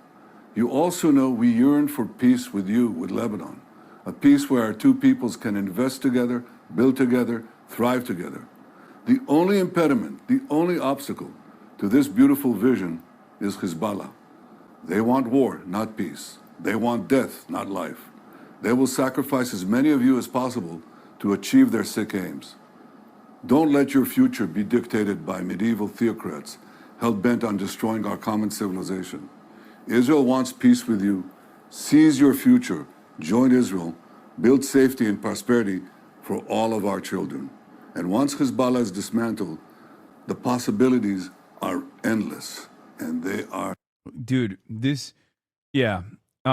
Right before Benjamin Netanyahu says this, I mean, right after Benjamin Netanyahu says this, he conducted the genocide of Gaza.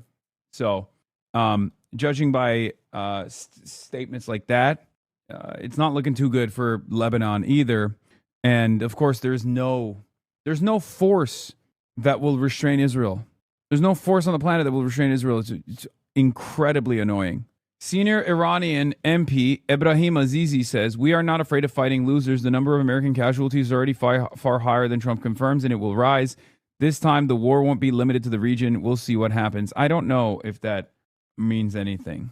Unless the U.S. and Israeli military merge, they cannot take on Hezbollah. It doesn't matter. Their goal is not to take on Hezbollah. Their goal is to just keep murdering Lebanese people and keep clearing out villages as the world looks on and says absolutely nothing. A real blight on the planet. Okay. Moving on to Democratic Party primaries that took place in Maine, South Carolina, numerous other places. Obviously, Graham PLATNER won the primaries last night, as expected. Not a lot of super interesting data came out of this, in my opinion. Everything went according to the expectations. I think he got like the same margin as previous Democrats had, but with a much higher number of participants this time around. So there is definitely a lot of people who are involved, a lot of people who are invested, a lot of people who are going out to vote, even though it's a primary. So that's good. Primary voters hit the polls to pick their candidates for the fall. In the state of Maine, a Senate showdown is set between Democrat Graham PLATNER and Republican Senator Susan Collins. PLATNER is a first-time candidate facing serious questions about his past. Caitlin Huey-Burns is in Brewer, Maine. Caitlin, good morning. Hey, good morning, Vlad. And after prevailing in that primary last night, Graham PLATNER nodded to some of those controversies, telling supporters that he's made mistakes in life, but he vowed to make them proud in a race that is going to help determine control of the U.S. Senate. We will win back this Senate seat. Graham PLATNER won the Maine Democratic primary for the U.S. Senate Tuesday, despite a number of headline-grabbing controversies. It's so funny that liberals who maintain the vote blue no matter who posture, like the centrist liberals who are unbelievably pro-Israel and Israel first, clearly, that have taken Graham PLATNER's statements against Israel very seriously, contrary to what the ultras think, are deciding to say, like, oh, you guys don't understand. We're just giving you a sincere warning that, like, you only know how to beat us, centrist Democrats. You don't know how to beat right-wing Republicans. Right-wing Republicans are far more vicious, far more ruthless, and have a lot more money to dump in these sorts of races. And while that is true, and the Republicans have already entertained a $50 million war chest that they're going to be dumping in the direction of Susan Collins here, it's very clear to me that liberals recognize something that I've been saying since day one. Like Graham PLATNER, don't like Graham PLATNER, it doesn't matter. Graham PLATNER's platform shows that you can actually win with left populism in a purple state, in a red seat. You can win over a red seat. This betrays the fundamental argument that liberals have advanced over and over again against left flank candidates. So that's why I don't spend a good deal of time talking about Graham Plattner's background or his shortcomings or what went wrong here or anything like that. Okay? They recognize it because, I'm sorry to say this, they're a lot smarter when it comes to elections than the average online lefty is. Okay? This is their field. This is where they are dominant, and they know exactly how to undermine their opposition. And when I say their opposition, I don't mean the Republicans. Their opposition in this race is the left. For the centrists in the Democratic Party, they would much rather maintain, for some of them, they would much rather maintain a Republican majority in the Senate than to give way to the argument that you can actually win with left populism in a purple state. You can actually win with left populism in a red seat. Okay? That's it. And I've been saying this since day one, since the first Graham Plattner controversies came out, right? Since the first Graham Plattner controversy came out, what did I say? I said, look, I have my suspicions, I have my skepticisms about Graham Plattner, but the silver lining here is that left populism is demonstrably successful, even in places like Maine. And it's clear that that is the case, okay?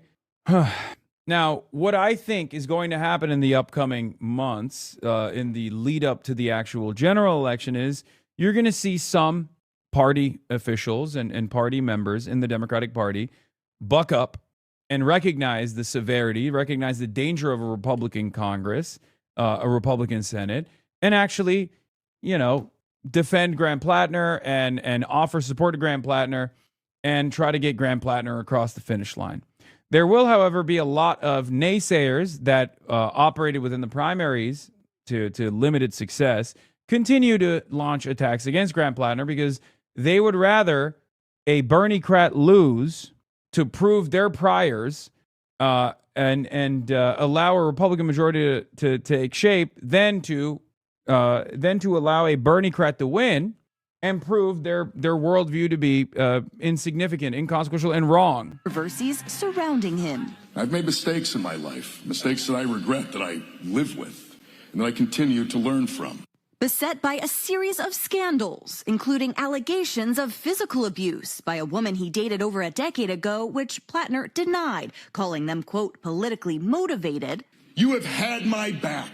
The Marine veteran and Maine oyster farmer released this video Tuesday reflecting on the race. These past few weeks have been brutal. Now, the hard part begins for Plattner as the political newcomer aims to defeat five-term Republican Senator Susan Collins in November. Susan Collins doesn't serve us. She serves Donald Trump. While in South Carolina, serving South Carolina has been the greatest honor of my life. Congresswoman Nancy Mace lost her race for governor after the conservative firebrand failed to win the endorsement of President Trump, who instead backed the state's lieutenant governor, Pamela Yvette, who advanced to the June 23rd runoff against Attorney General Alan Wilson. I'm going to endorse Alan Wilson for governor. I think he's going to mop the floor with Pamela Yvette. Hi, everyone. How are you doing? Good. And over in California, the governor's race has now narrowed. Republican Steve Hilton advanced to the general election to take on Democrat Javier Becerra. Now, Plattner may be running as an outsider here in Maine, but last night, Washington top Democrats lined up behind him. And as for his opponent, Susan Collins, she said yesterday that these allegations against Plattner are troubling and serious, and that he owes people of Maine a more detailed explanation. Eva. Caitlin, thank you. If I'm in your campaign, or if I'm high up in the Democratic Party, at this point, I have a few questions in terms of the health of your campaign. Anyway, yeah, he had some really good bars. And moving forward into the... He had some really good bars in his acceptance speech last night. Don't know if I have that in the docket here. I do want to bring that up, where he railed against all of the forces. He railed against all the forces that coalesced to attack him, and said, we're doing it. We're doing the damn thing. We're fighting back. All this shit. Do you have a license to bounce on it the way you do? Yes, I do. I do have my license to bounce on it. Yeah. I am a He had some good lines here. He talks about redemption. son of rural Maine. I was a kid who picked blueberries under the July sun, and then one day, I was a kid who signed up and left to fight for his country. And when I returned... For the record, whenever he says I fought for freedoms or whatever, I cringe. Okay? It's cringe as fuck to be like, oh, I fought for freedom. I fought for freedom. It's unbelievably inconsistent with the other statements that he's made about his service, specifically in private when he was, a Redditor. And I suspect it's because he wants to win an election rather than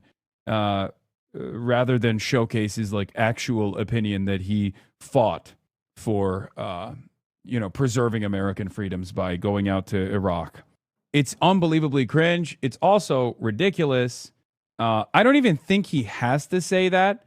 You can say that you believed that was your intention, that you believed it was honest, you believed it was earnest, and then you felt discouraged when you actually served, when you actually put on the, when you actually put on the uniform, and you went out there and you were broken by some of the actions that you committed, something like that.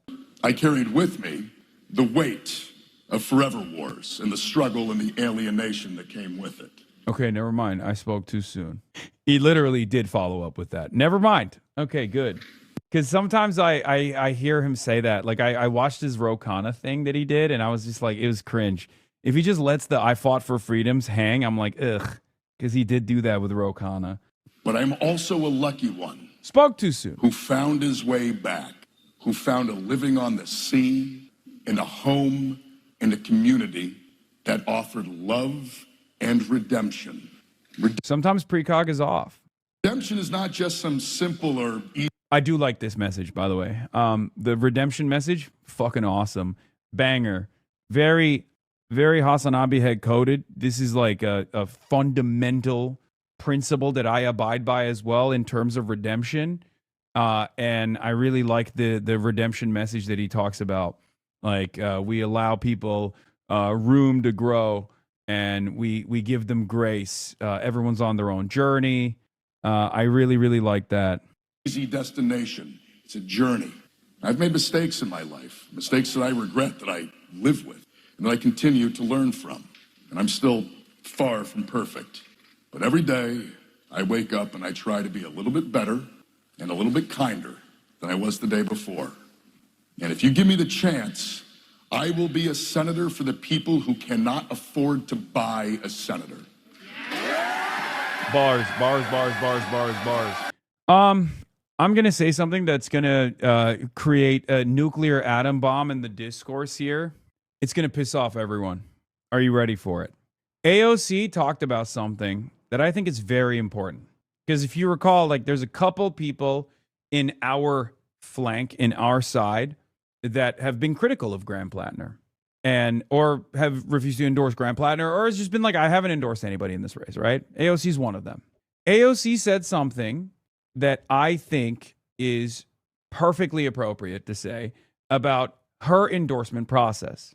Okay? AOC came out and said broadly, when she's making endorsements, that she looks at someone's track record. She even went so far as to say, just because, no, this is not the video where she says, I haven't endorsed anybody in the race. She said, just because someone says the right things doesn't mean I'm going to automatically assume that they are invested in fighting this fight. Just because someone has a good policy page doesn't mean that they are, doesn't mean that they have the actual background, right? Graham Plattner talks the talk. But does Graham Plattner walk the walk is a real consideration. I think it's a perfectly valid thing to call into question, as a matter of fact. The reason why I say that is because while Graham Plattner is incredibly solid on the messaging side, and I like that a lot, does he have the organizing background? Because there are plenty who I have endorsed, who I've worked alongside, that do have that organizing background, right? Yeah, AOC has quietly played the sharpest endorsement game of any Dem this cycle. It was a quote retweet of this. Giving the late and perhaps decisive boost to at least 4 progressive underdogs who narrowly won their primaries. Let me see if I can find the actual the actual quote retweet of this that I read that I liked. I think it was the Axios guy. What's his name? It was the Axios guy that said it. So here's the thing. I like what the Graham-Plattner campaign spells for insurgency campaigns and insurgency candidacies all around the country. Okay? I like it quite a bit. But as far as people's skepticisms goes, I also understand that as well. Here's what AOC told me about her endorsements in March, says Andrew Sullender. Anybody can put up a website and put a list of policy commitments on it. We have to see, is there a record on those commitments? What is the relationship to an on-the-ground field force like? That is 100% the right attitude to have with endorsements. I say this now, especially as someone who does work with a lot of candidates, who does actually hype up a lot of candidates, who has now seen some defeats and seen some successes with the candidates that I work with. The magic zone for me is when a candidate has good messaging, a good policy platform, but also on top of that, actual work in the field to advance some of these agendas, some of these, some of these policy platforms, like genuinely has done some work to move in this direction. And last but not least, and this is the most consequential aspect of it, on the ground, organizational backing, a ground team. When you have all of the above, you're going to probably win. Okay? With Shoykot, he didn't have that last one, right? I believed that he had enough experience in this space, advancing certain agendas, given his, given the Justice Democrats and all the work that he had done with the Justice Democrats. I think that he had actually worked hard enough to establish legitimacy. Many people did not believe that, and specifically people on the ground didn't believe it, right? That's part of the reason why he lost. Is bro for Trump? That's awesome. So yeah, I do agree with this assessment that she's making here. Biggest one you're missing is prior elected office. Progressive candidates who have won, for the most part, already have a constituency base. No. Prior elected office is good. It's great, especially if you're a progressive force with experience in elected office to a certain degree, right? However, like Daria Lisa doesn't have prior elected office experience, but it doesn't matter because she's an organizer. She's worked on these causes, right? Like immigrant advocacy, things of that nature. Where's the piss off section? Oh, I thought people were going to get mad at me for saying this because there are AOC haters in here and then there are Graham-Plattner haters in here. And I end up merging best of both worlds here and say that AOC's non-endorsement of Graham-Plattner most likely comes from the fact that Graham-Plattner doesn't have that background. Like, that's where it comes from. Now, of course, do I want Graham-Plattner to win this fucking race? Abso-fucking-lutely I do, for a million different reasons. I have the leftist reasons why I want Graham-Plattner to win, okay? Regardless of all that skepticism, regardless of all that scrutiny, the lack of experience that he has in terms of organizing on the ground, like the local DSA not actually or almost endorsing him and then not endorsing him. These are all considerations from my perspective. Having said that, none of that matters. It's all immaterial. He's organizing. No, he's organizing now, and he's doing a great job at it. But we're talking about like legitimacy in this space, experience in this space. If Graham-Plattner was like out there, other than Socialist Rifle Association work that he's done, I haven't seen much in terms of like getting involved in his background, getting involved with like local organizations. That's it. Even though it certainly doesn't matter right now because, you know, it's time for him to defeat Susan Collins. And he's going to get attacked a lot, mercilessly, viciously. This is so dishonest. He has a long track record of organizing on Reddit. Is that a joke? Are you making a joke? Like, is the joke that you're making that he was a poster, which is the ultimate form of organizing, is the highest posting, the highest? Oh, okay. Posting the highest form of organizing. Yeah. But yeah, one thing I will say on this side, on this front, he's a grade A yapper. He's gay as hell. G-A-Y, grade A yapper. He is a yapper through and through. He's great on message, okay? Down to the optics, down to everything else. Like, rugged guy, says all the right things. To me, this means that this is a message that people want to hear. That's a good thing. I will never look a gift horse in the mouth and say, how old is this gift horse? I will never say that. Okay? This is a gift horse. This horse was gifted to us. Okay? Don't look at the teeth to see how far extended they are to try to figure out how old the horse is. That's how you figure out the age of a horse, by the way, that you don't know. As horses age, their teeth start pushing outward. That's where that statement comes from. Don't look a gift horse in the mouth. Sorry, I'm a horse girl, so I have to, give you additional information. I will stand up for you and against billionaires and greedy corporations.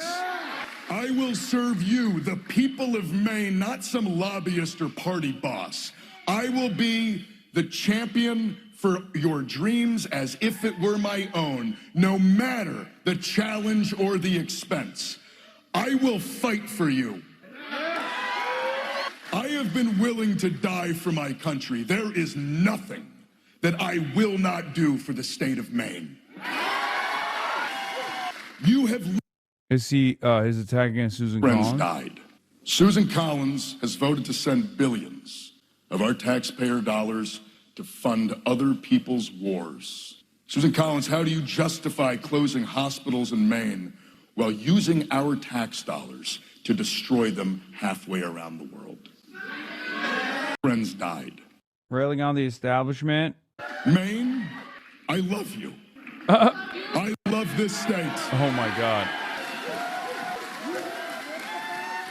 Now the national pundits, the political establishment, they keep looking for that one story, that one headline, that one moment in my life that they can define the campaign by. But in trying so hard to understand me, they failed to understand that this is not about me at all. This is a movement about us, about the far too many working far too hard and struggling far too much at the hands of the ruling class. It is not a story of my hardship, it's of our hardship. A story of the hardship of every working Mainer. People that used to be able to stern in the summertime, plow in the winter, dig clams, and be able to send your kid off to college, but you can't anymore. Because that hard work, it isn't enough now. This story, the story of this... This is a banger. I mean, this part is banger after banger, wall to wall, very good. This is what I mean when I say this guy's message is messaging. The optics of it. I know that some people don't like the grunt force vibes, but I think his message is so fucking sound. Excellent. A+. Very, very good. And better yet, he proves the point I've been making for the past couple of months. Okay? The point that I've been making for the past couple of months is that old whites want to hear this shit. Okay? A lot of people kept telling me over and over again, oh, dude, Americans are not ready for this. Americans are not ready for a movement like this. They are, bro. Old whites especially are. The Barbaras and the Deborahs are ready. They're saying, strap me to a missile and launch me towards the White House. That's what the Barbaras are saying. The Deborahs, the Barbaras have had enough of business as usual politics, and yet many of you in here don't want to fucking hear it. You're not ready for it. That's the real truth, Nuke. Look behind him. Those are not DSA cadres, chat. Those are not comrade, those are not the people that you would expect, the Maoists, the Marxists, Leninists, the third worlders. Those are not cadres, those are padres. Exactly.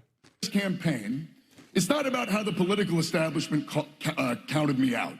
It's about for how far too long the political establishment has counted out the voices of every single person without the money to buy influence.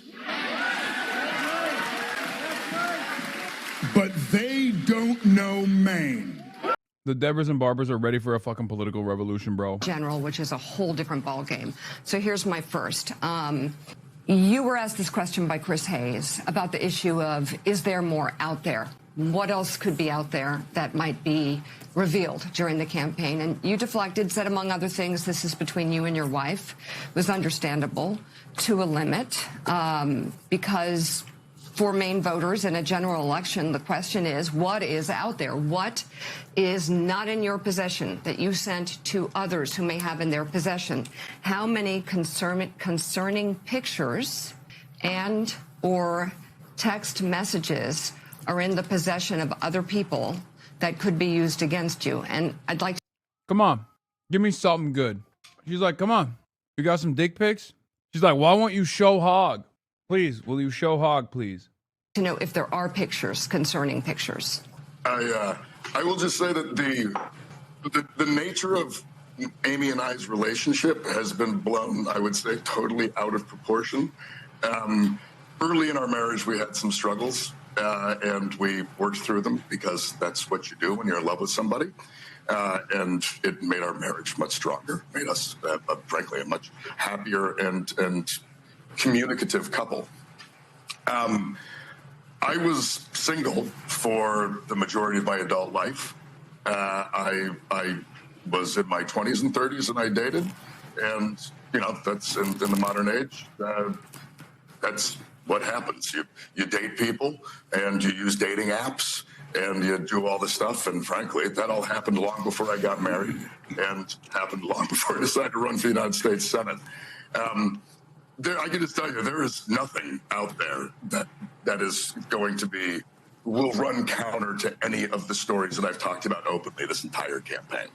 And I know everyone continues to be like, oh, what else is coming?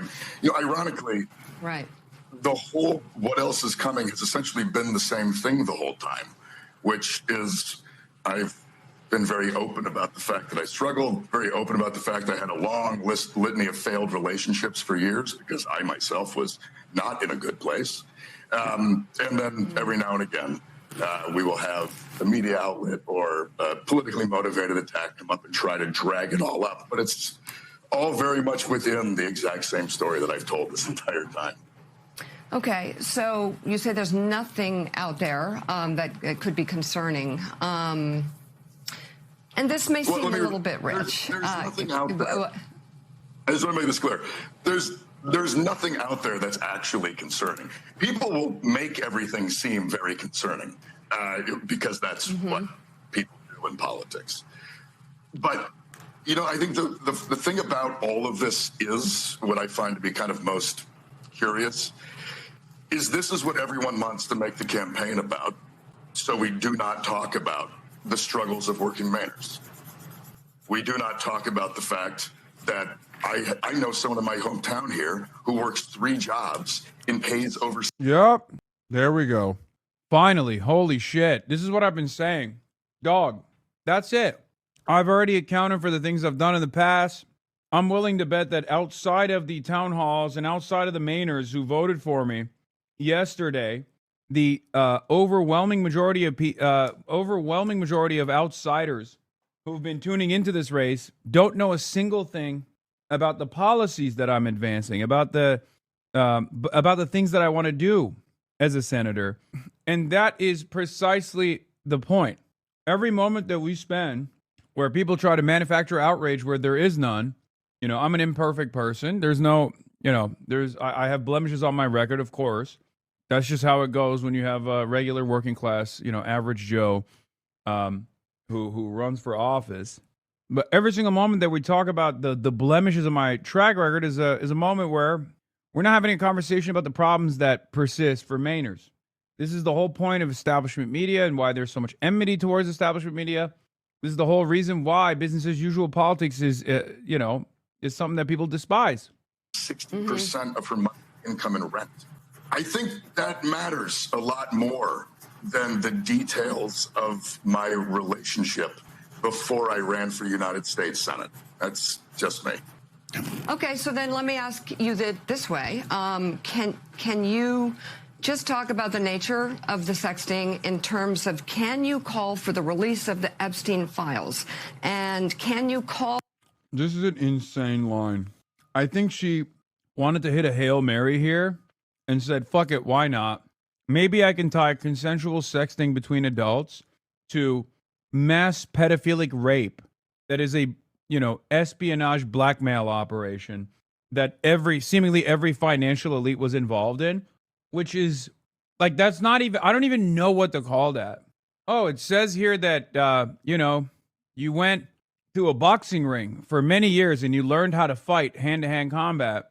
Do you feel like you could sufficiently call out this mass murderer who went into a school and shot up everyone, considering that you were, a professional fighter for an extended period of time? It's like those two things are not on the same planet.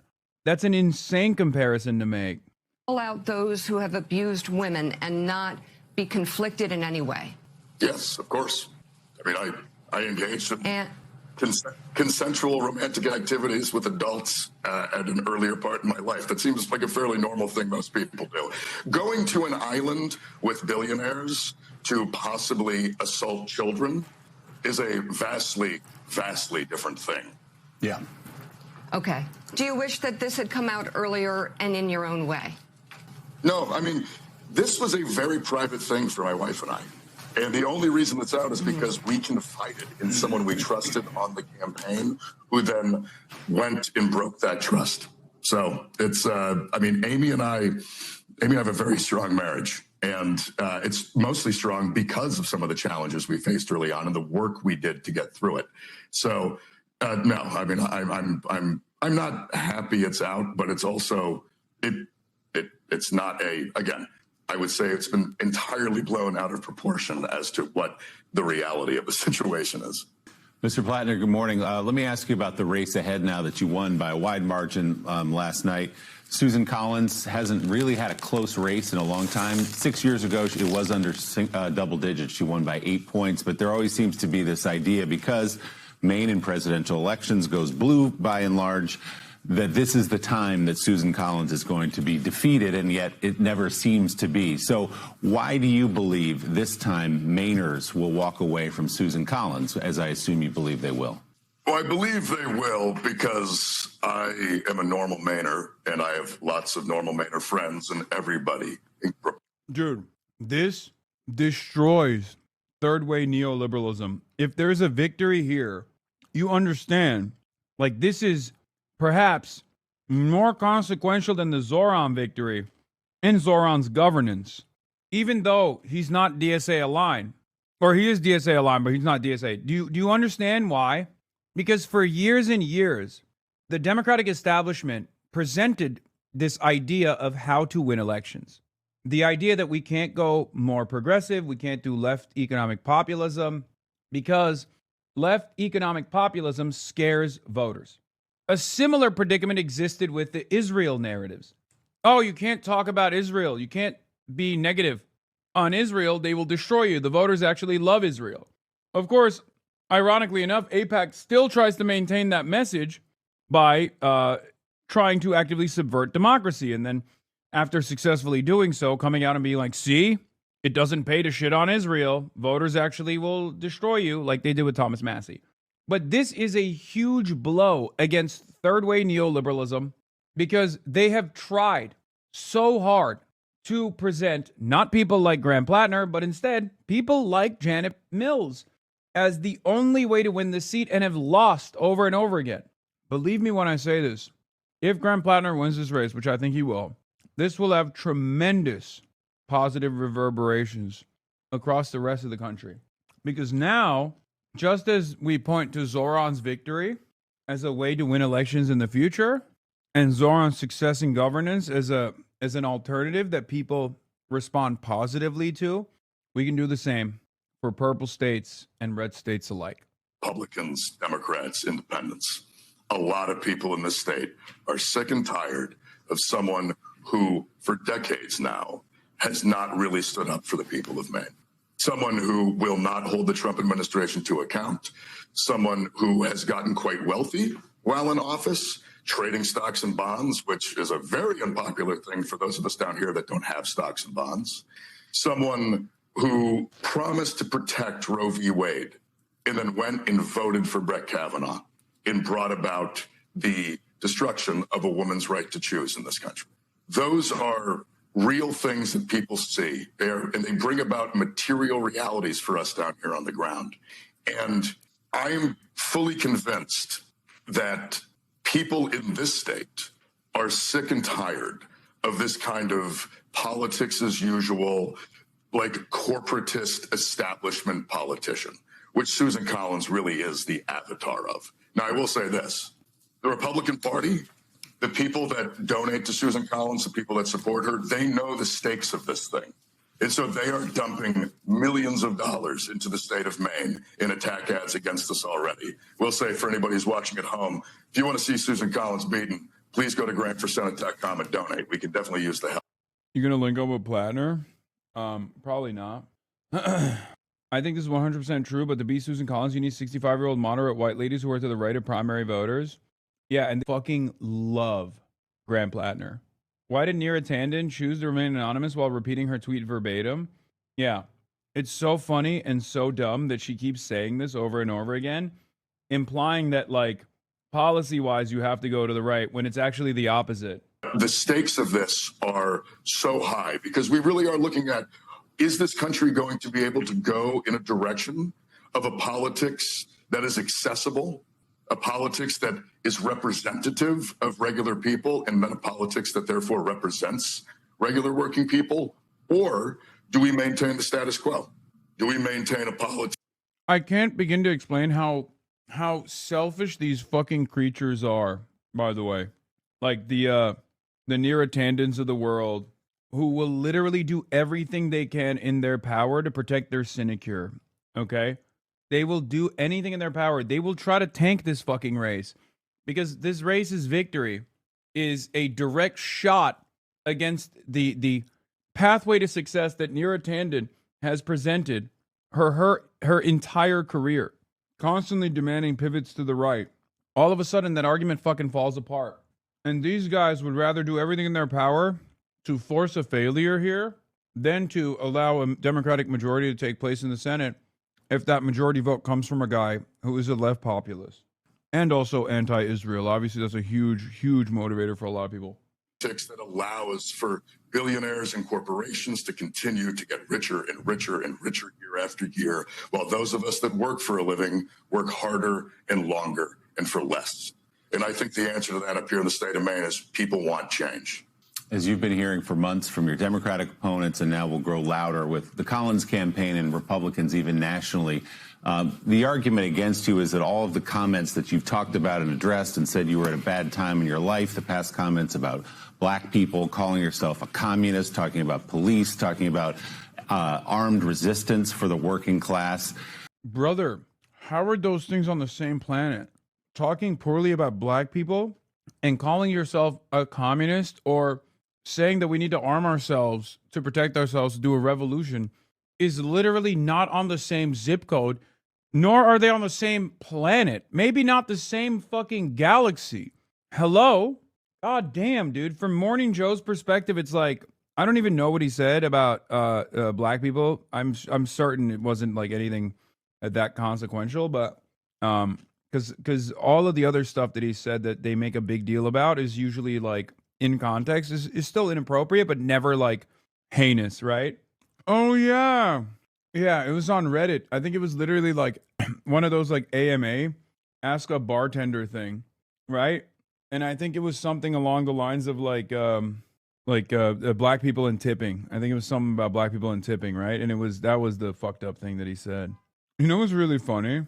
If he was a regular run-of-the-mill Democrat, they wouldn't even make a big deal about that. But he asked where the stereotype came from or something like that. Oh, okay. But what's really funny is from the perspective of guys like at Morning Joe, I swear to God, him being anti-black is nowhere near as bad as him saying he's a communist. Like, they legitimately think that's worse.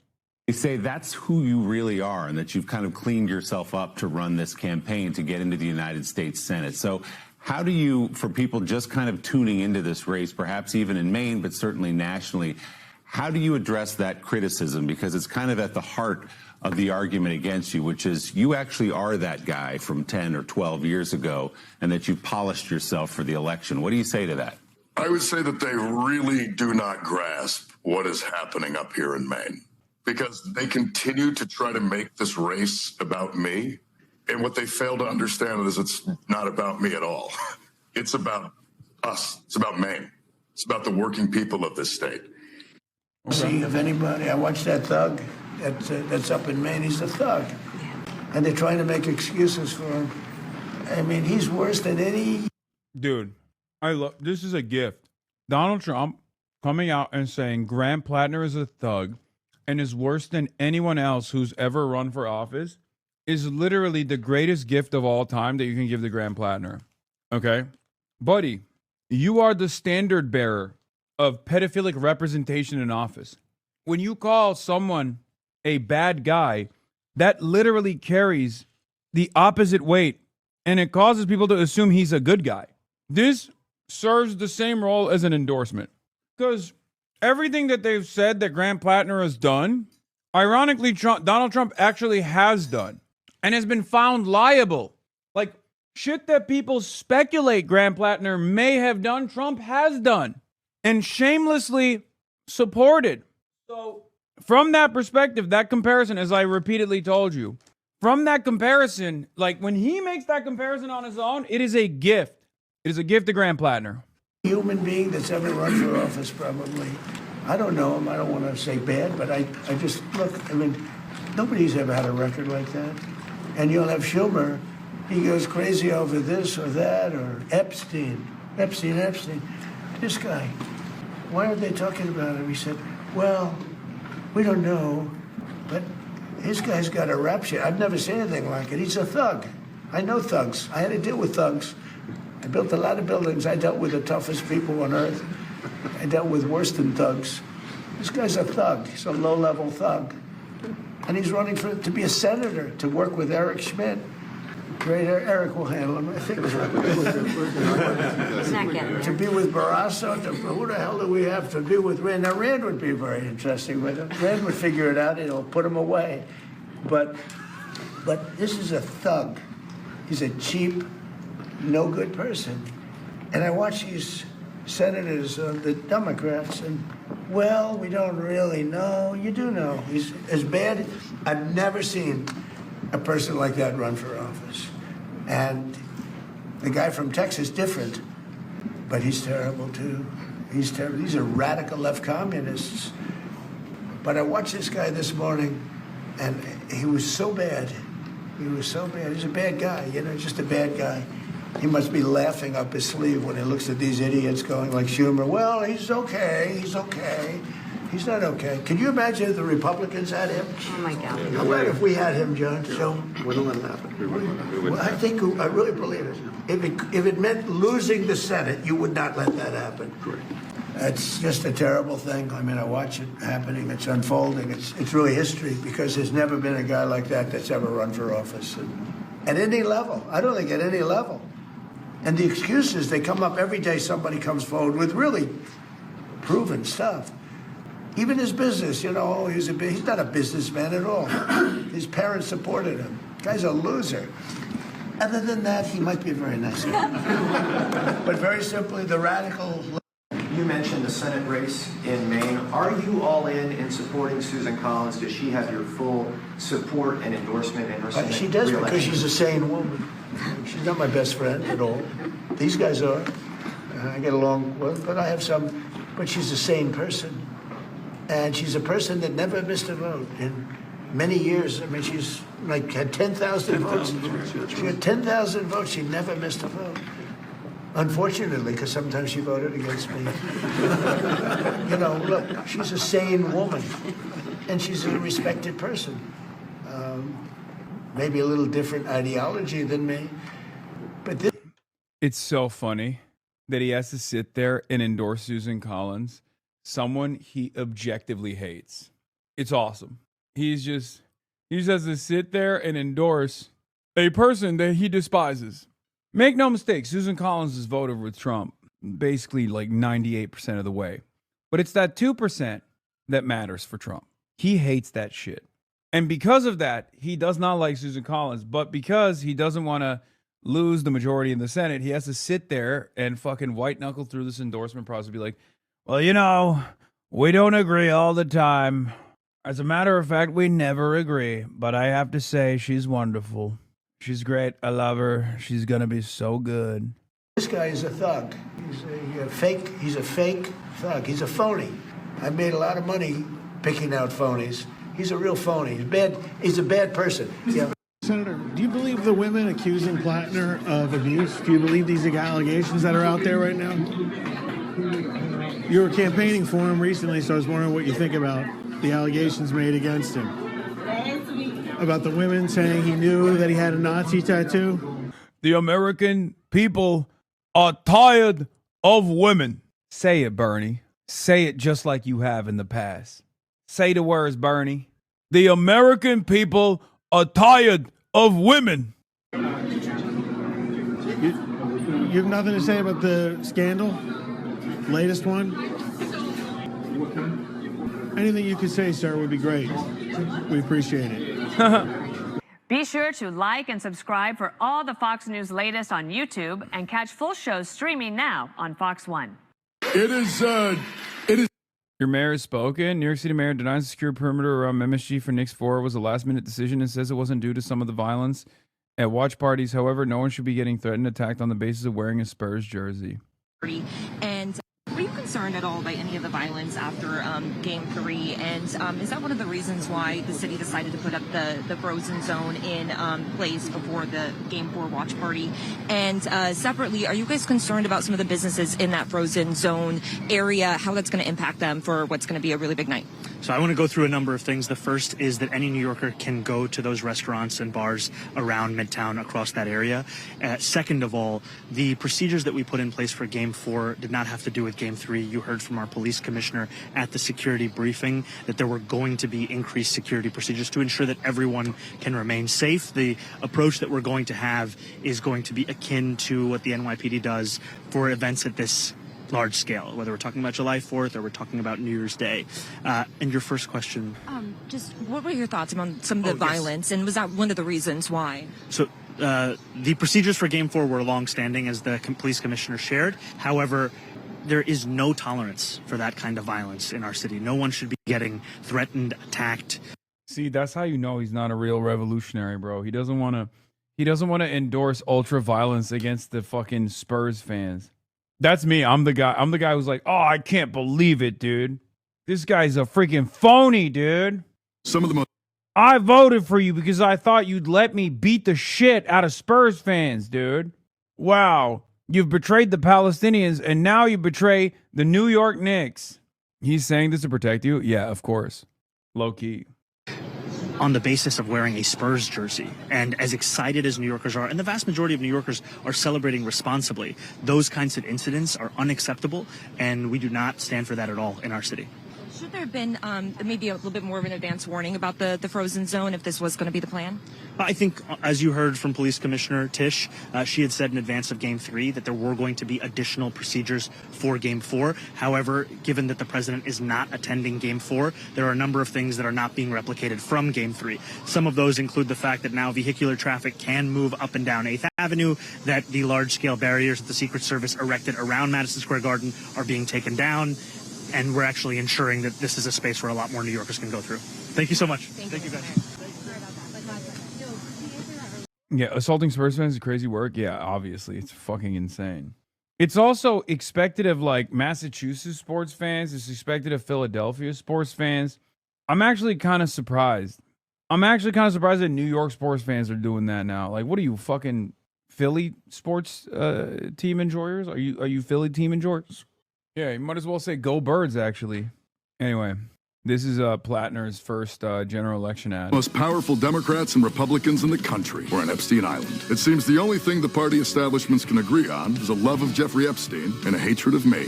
I'm Graham Plattner, and I approve this message because together we will take back our government from the... I mean, that's beast mode, to be like, everyone who hates me is a pedophile.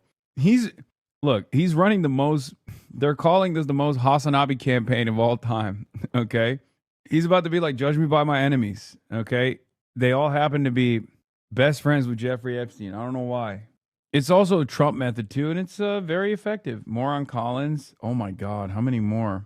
If you reflect Maine's values, why are you funding masked agents who are ripping our neighbors off the streets, driving them off in unmarked vans, That is not the freedom that I serve 4 tours defending. If you are an independent voice, why do you vote with Donald Trump 95% of the time? If you're so bipartisan, why were you the deciding vote to put Brett Kavanaugh on the Supreme Court? The deciding vote to defund our health care and our hospitals.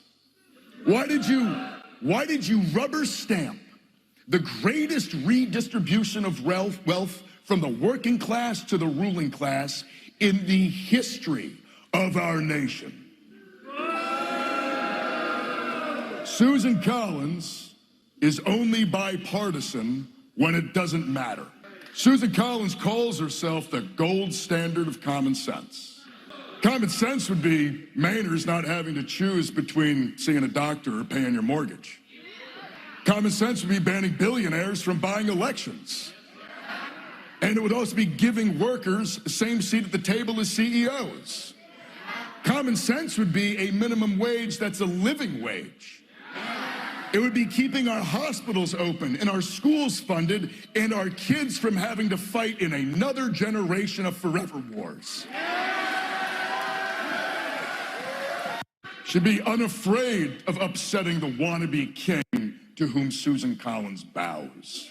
Susan Collins said she would only serve 2 terms.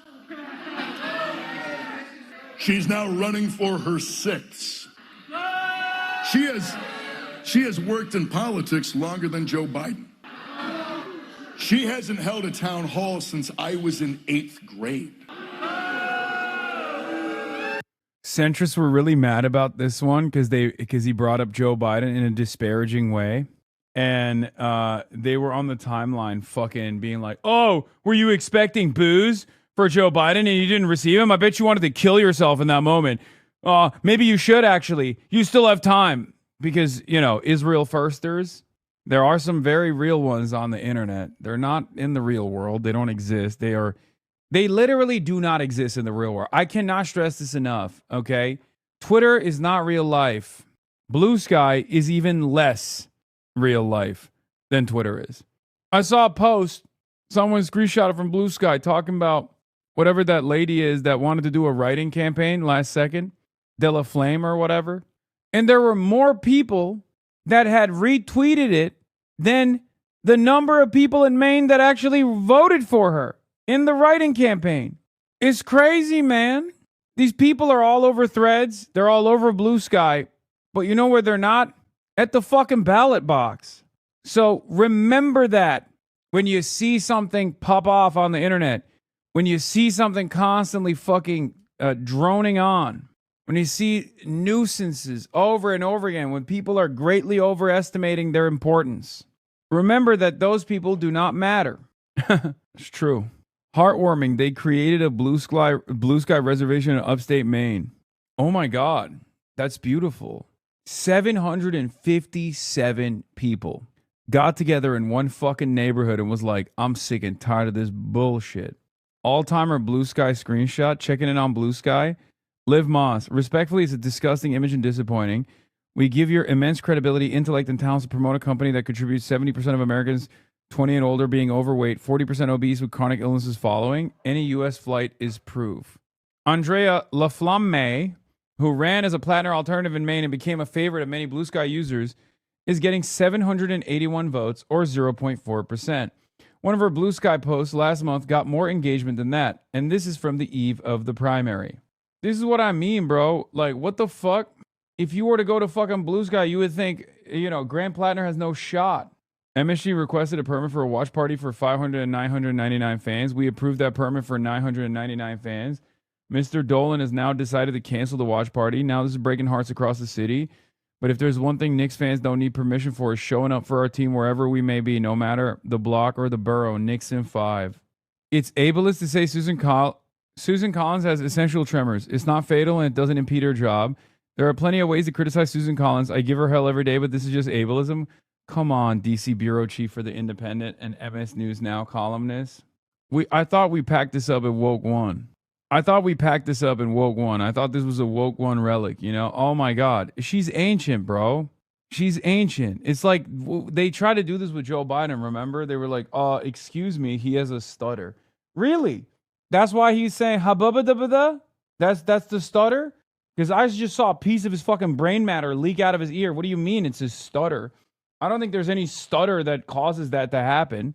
Yeah, man, she's old. She's old as fuck. Susan Collins still using photos of herself from 2014 in the year of our Lord.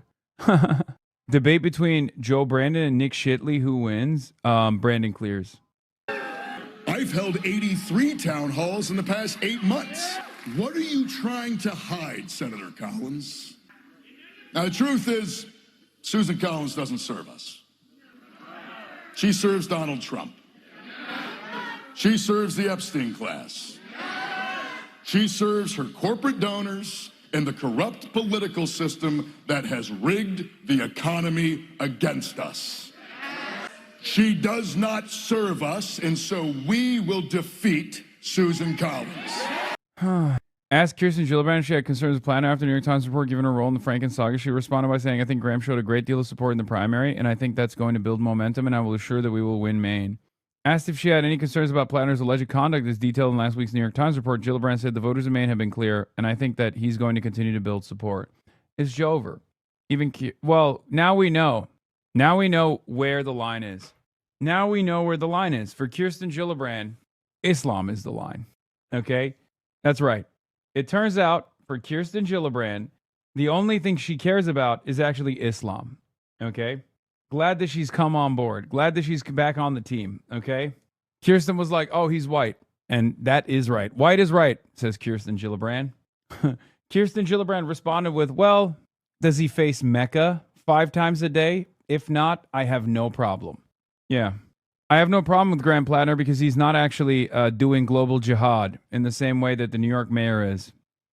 And Susan Collins has never met a war she didn't like.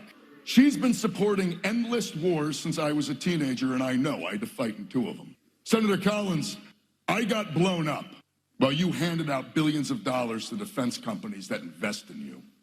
Sorry, that you're invested in. Don't read this now, but I'm pretty sure this Graham guy has had sex before. Stop. I'm afraid Susan Collins, who has never had sex, deserves to be the next senator of Maine. I'm afraid with this new information, there's no other choice. We were Pills Mafia at the bitter end, and now, as Mainers, as people who vote illegally in Maine, this entire community does, we have no choice but to vote for the not sex haver in the Senate race, and that is, without a shadow of doubt, Susan Collins. Yeah, this is the literal exact discussion PLATNER wants right now. Trump on PLATNER. He's a thug, and they've been making excuses for him. He's worse than any human being that's ever run for office. Making the scandals a question of, is PLATNER worse than a person, is worse of a person than Trump, is the precise way he gets through with this, with as little damage as possible, which is a very big question. The latest news did sink his one strong favorabilities by quite a bit. Hegseth confirms to Barack Unit 8200 Ravid. Hegseth tells reporters at CENTCOM will be busy tonight because we're going to hit Iran hard. Iran has a chance to make a great deal. They haven't been willing to it. They are going to have to tap. They are going to have tap, bombs dropping on key facilities from Iran from the U.S. It is not to restart the war, but to set the terms for a deal. Okay. Yeah. If we negotiate with bombs, if we need to negotiate with bombs, we'll negotiate with bombs. That's not how negotiations work. God, we are genuinely a country run by animals. You and your friends profited, and my friends died.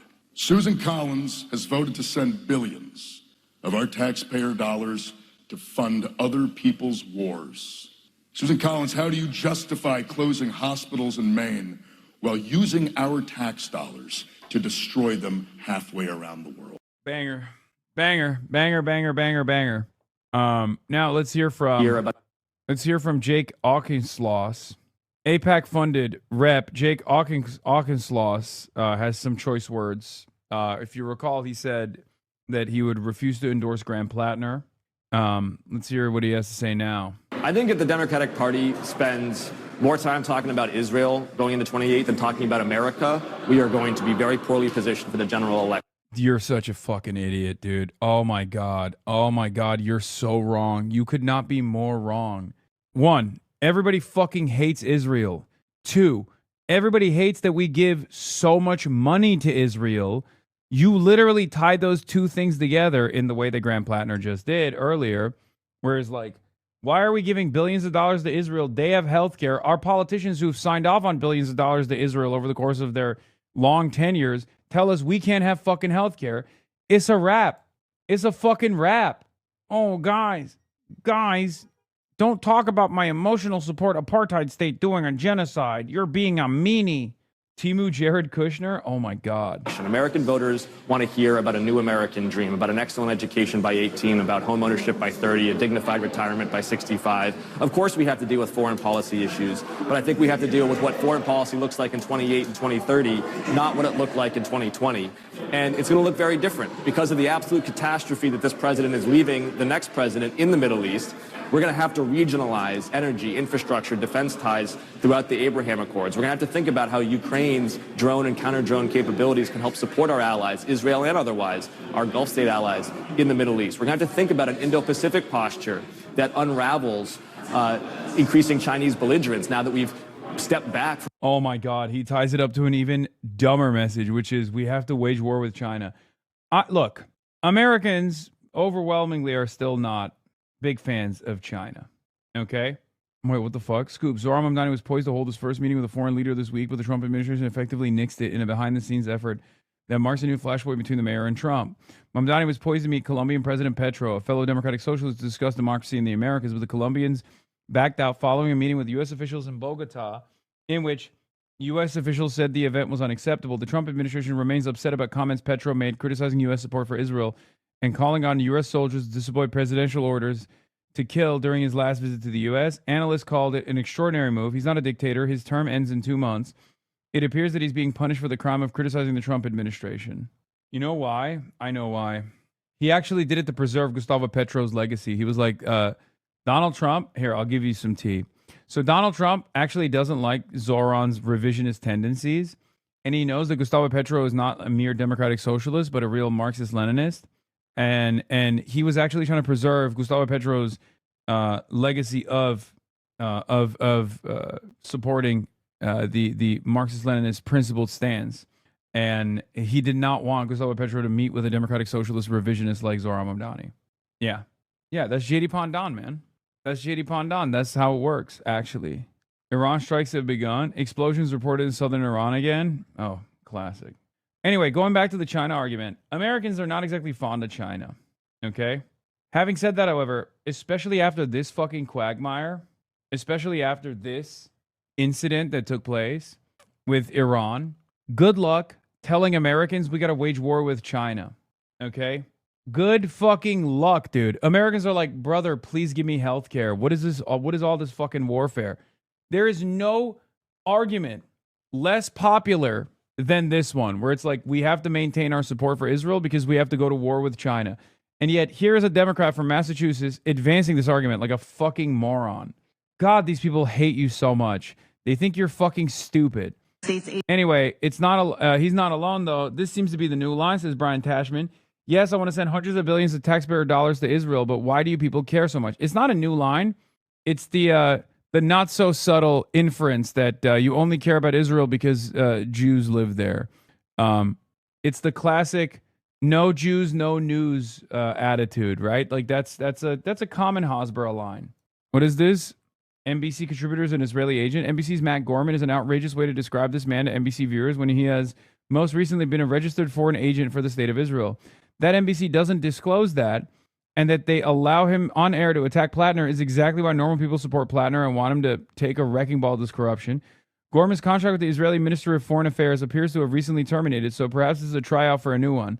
Let him on air and not disclose this is shameful. Hey, look, in Maine, I think Susan Collins is going to beat him like a drum, and I believe that before the story came out yesterday. I mean, you're right. This was an incredible story with, abuse allegations. I mean, he's also a Republican strategist, so, And infidelity. Two of the other things I took away from it, besides he just seems to be a liar, is the fact that, his comments that he did not dispute about.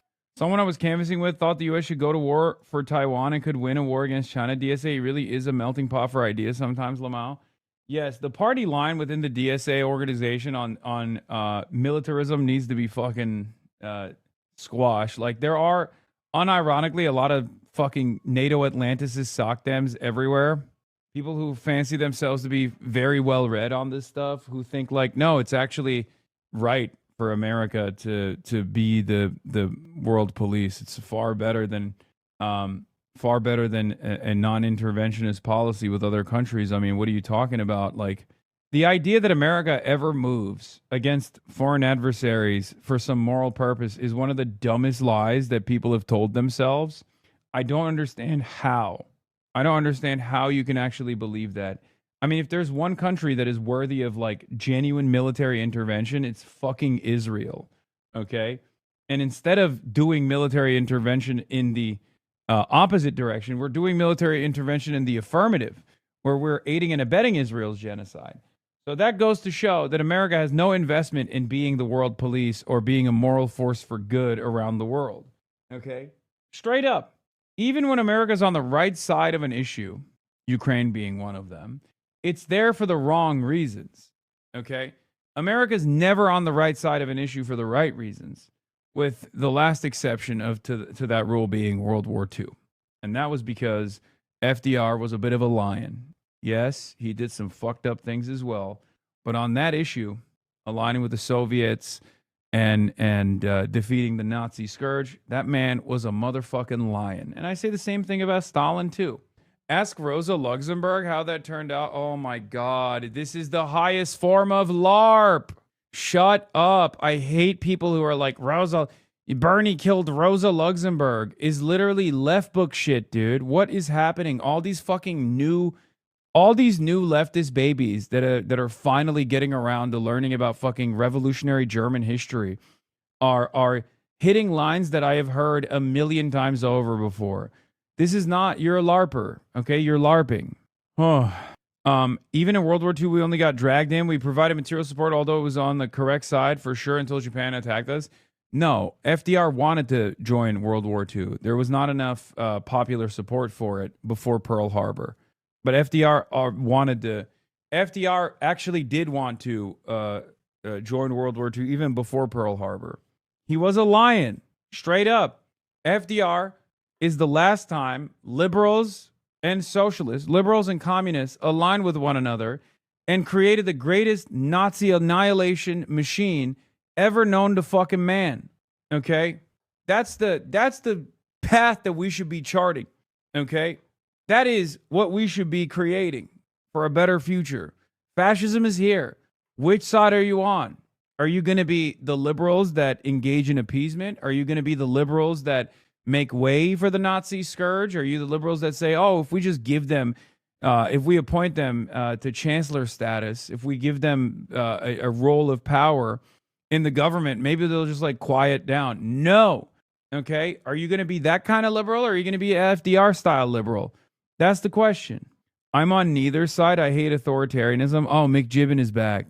Says FDR top 10 president. FDR would put you in a fucking concentration camp. Okay. Dummy. You can't say FDR top 10 president and then turn around and go, I'm on neither side. I hate authoritarianism, while I'm literally in the process of talking about FDR's sympathies towards the Soviets. Okay. I just said, which side are you on in the war against fascism? And you said, I'm on neither side. I hate authoritarianism. Thank God this is the strongest warrior of the Albertan separatist movement.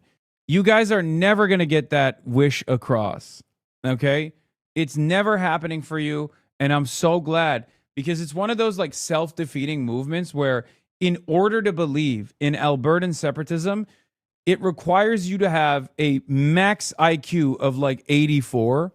And therefore, when you put a coalition together of people with such low cognitive capabilities, their movement never takes off.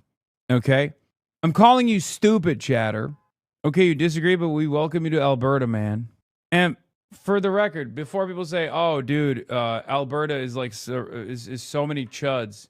We're so fucked here in Alberta. No, don't worry. I think even the average Albertan hog is not as dumb as the Albertan separatist guy. Okay? Anyway, Thank you for not banning this chatter free content. You know I love my little fucking weirdos in the chat. Come on now. If someone broke into his apartment, he would quote, we would rape them, and it was about dominance, not sex. Incredible, what an egregious and awful statement to make. And the other thing is, to Megan's point, it's a further confirmation. Yeah, fuck this guy. Oh yeah, I was on I've Had It. So what do you think about Randy Fine? He thinks you need to go to jail. He thinks you need to get deported. His pinned tweet, I think, still is like demanding my deportation. He's always talking about me. What do you think Randy Fine needs to do? I think he needs to get on Ozempic. I don't mind that. I think he should keep eating. Let's see how far this goes. Let's see how much more he can expand. He's basically Israel the person. He's just constantly expanding in a territory that he has no right being inside of. You know, everywhere he goes, he's like, oh, nope, I'm taking up 2 seats. It's crazy. It's the gluttony. So what do you think? I'm a Vancouver separatist. Give us Chinese citizenship. Okay, that's a respectable position. Could you explain the FDR Rosa connection? I don't understand. No, there's no connection between FDR and Rosa Luxemburg. People say, it's true. Rosa Luxemburg was killed and betrayed by social democrats. So a lot of people will point to that to be like, Bernie's a social democrat. Bernie killed Rosa because they're fucking LARPers. Okay, that's it. The alternative that I draw as an example is FDR. FDR is a fucking liberal. FDR is a social democrat, and he participated in the greatest annihilation of the Nazi machine alongside the Soviets. That's why I'm saying, which side are you on? What is this 4-0 finals record so dominant at every level that the isolationists weren't able to secure the Republican nomination in 1940? Cry yourself to sleep about it? What is this? Japan invaded China? What the fuck? Meanwhile in Japan, we're freezing all your assets. We're blocking all your trade. Your people are going to starve. Yeah, that's it. Hit me. FDR absolutely did ignore public opinion to align the U.S. against the Axis powers. Yeah, he did. And it is precisely because of this that he's one of the greatest friends of humanity to ever live. Be mad at yourself and your Nazi fifth communist politicians for never being able to beat him. Yeah. The problem with that is, there is no problem. I mean, obviously they did the right thing. But the problem with that is that since America did the right thing there, they very quickly stopped doing the right thing after that. Okay? They very quickly stopped doing the right thing after that. And not only did they stop doing the right thing, they constantly pointed to World War II as a reason as to why you should support whatever the new initiative was, right?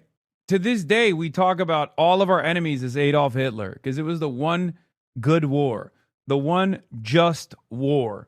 To this day, we're like, oh, Hamas, that's Adolf Hitler. Vladimir Putin, Adolf Putler. The Ansar Allah movement, Adolf Hitler. Korea, Adolf Hitler. Vietnam, wouldn't you know? Adolf Hitler. Afghanistan, Adolf Hitler. Iraq, Saddam Hussein, Adolf Hitler. You know, always, literally always. Meanwhile, because of the sequence of endless militarism, we are the ones who have literally been dominated by Adolf Hitlers. We are the ones who have been run by Adolf Hitlers. Ironically enough, as we ran around the world pointing to everybody else being like, oh, that's Adolf Hitler. We got to squash that. That's Adolf Hitler. We ran around the world pointing to everybody else being like, oh, that's Adolf Hitler. We got to squash that. That's Adolf Hitler. We got to defeat that. We became the Adolf Hitlers of the world. Straight up. I mean, look at Trump. Look at Netanyahu. Modern day Hitlers. You were mentioned to the Prime Minister of Spain?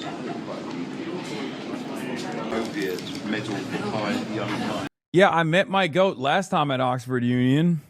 Shouts out to Damon's daughter, HasanAbi head. America going to be there for the whole of midterm period. Left-wing streamer from America who was meant to come to the UK to do like a speech and say. That's so funny. I cannot believe that this is happening. I can't believe that is so crazy to me. Why the fuck? Pedro Sanchez should not know about my predicament. Bro, you have to get going. The game's about to start. Big dog, it's 5:30. Game starts at 8:30. What the fuck are you talking about? Game's about to start in 3 hours. I'm talking about human rights. But when does the Labour Party? And I think that we are like That's so crazy. I can't believe it. Damon Albarn and Missy talking to Pedro Sanchez about my situation. Mamdani said you need to be there 2 hours early, like on Monday, though. I don't give a fuck what Mamdani said. What is he, my dad? You live stream the game like a good noodle? What? No, I'm not going to fucking live stream inside of Madison Square Garden, chatters. No, sometimes it's okay to just do things on my own, okay? No, I'm going to hang out with my best friend, and we're going to watch the fucking game at Madison Square Garden. And Wu-Tang Clan is also playing, too. Wu-Tang Clan is also performing, which is, again, another one of Will's favorites. Met Damon and Missy at Oxford Union last year. Never imagined they would be telling Pedro about the UK banning me. It's for the children. Wear your Wemby jersey, bro. I don't have one. Yeah, if HasanAbi tried to stream the Knicks game from inside MSG, James Dolan would use the facial recognition technology to deport him from the country on the spot. Yes, bro. Yes. Dark Woke broke Nancy Mace, lol. Wait, really? Ain't no fucking way. I think I broke this woman. Some people expect me to be eating a pint of ice cream after my loss. I have other plans. Oh my God. Oh my God. Kyle did actually break this woman. That's awesome. Is Will Neff the Nepo baby of the Neff skating empire? Yes. Why does Google show your 2022 style? Wait, what? That's not Kyle. That's Mr. Crystal Ball. True. Have you read Das Kapital? Yes. Yes. Duh. FIFA president says he's looking for a solution for referee Omar Artan. Yeah, he should resign. That would be a good solution. Oh, did you guys see? Yeah, hard-hitting news from Barry Weiss's news. I saw this last night. I said ZBS News. A new burger joint opened up in northern Israel, minutes from Israeli towns and villages targeted by daily rocket and drone fire from Hezbollah in Lebanon. CBS News, Charlie Dagata spoke with restaurant manager Heskel Schweiger about why the burger joint opened up now at this location, despite all the risks facing communities caught in the crossfire. Good place to come and hang out. It feels... How is this fucking news, man? Wow. Wow. Israel invent burger. Israel. Number one. Blah blast heard in Tehran. Oh, God. Finally, the content some Zoomers are organically crying out for. Puff pieces on random Israeli hamburger restaurants. This is definitely about ratings and not ideology. It's true. I'm glad he's saying it. It's true. This is very clearly something that the market is demanding. What is this? Bad Hosborough mentioned you? And it was the live show in LA. Where did they mention me? The wedge it's called the Liberator. Ron Klain, Plattner's strongest soldier. Has Plattner himself even made this defense law? Ron Klain, this is just a partisan attack. The tattoo was a skull and crossbones to remember his fallen comrades from his service in Afghanistan. Oh my God. Oh my God. This is interesting, okay? This is when you see the real Democratic machine decide whether or not they want a Republican majority or a Democratic majority. Ron Klain has decided he wants a Democratic majority in the Senate. This is exactly, listen. This is what's normal. This is what's expected. What's unexpected is the way that the Democrats have been operating about Graham Plattner. Okay? I miss when Ron Klain was chief of staff. We had it good. Yeah, this is it. He's calling the U.S. Army Nazis, bro. I don't think it's a deep play. Wait, what? No. Ron Klain is defending Graham Plattner and saying that the fucking tattoo attacks are hack. Feel insane? What's going on? Oh, John Fetterman wants to see his dick. Yeah. Fetterman seems to believe Plattner sent photos of himself to women, calling him Captain Dick Pic. Have we become the pro-dick pic party, he adds. Did he send a dick pic, asks Arthur Delaney. He hasn't denied that, but he could clear it up and show it, Fetterman says. You are against Israel. Let me see your dick. Show hog now.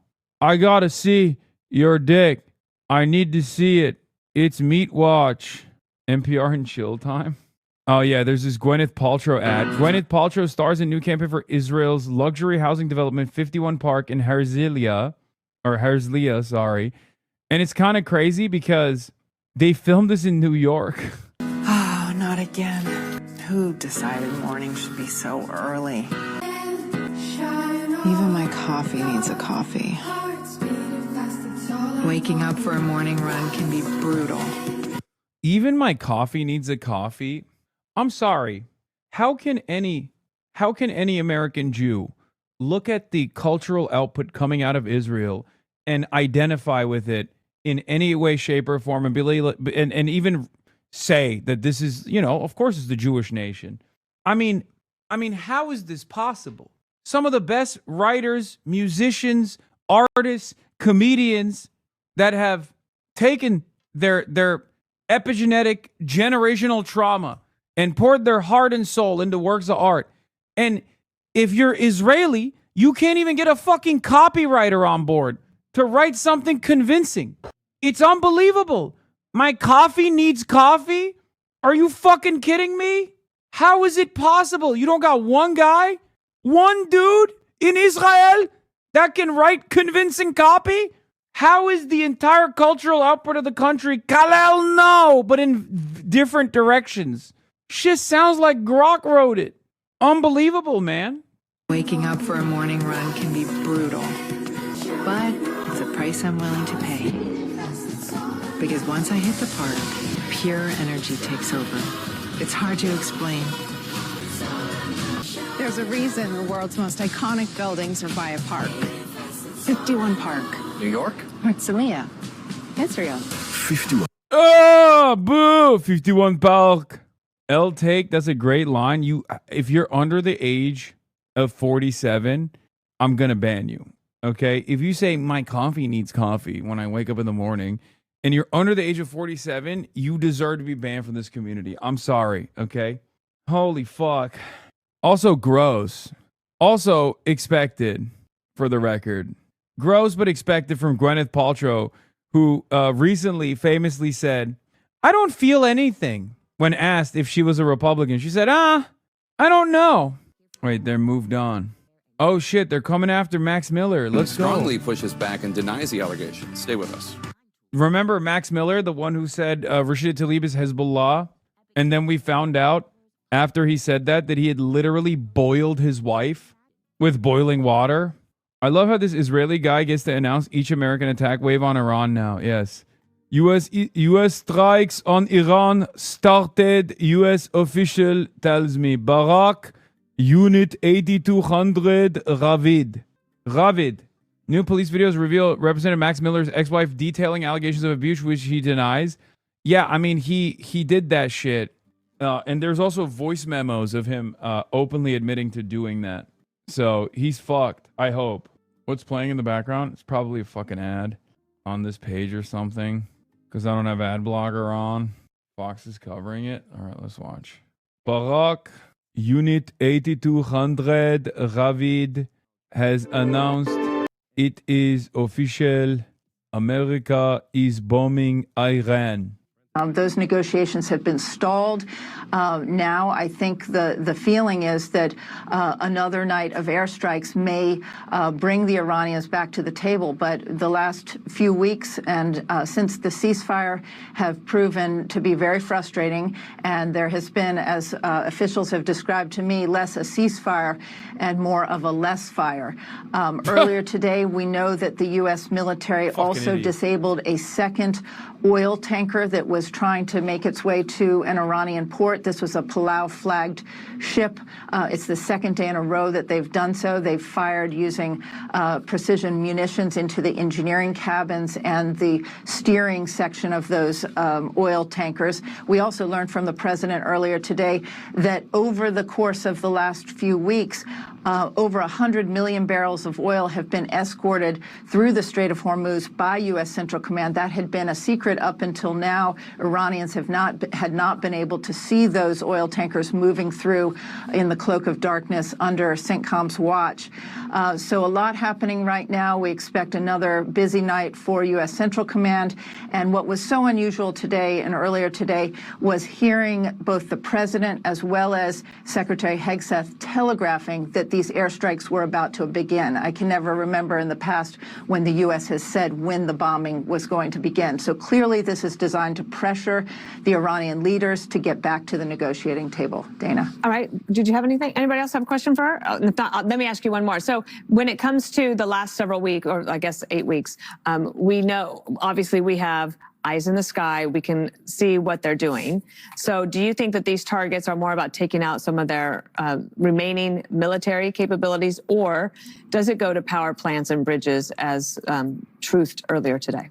Well, we heard from the president that the next step in the escalation ladder would likely be bridges, electrical plants, infrastructure. It's not clear to me at this point what the targets are.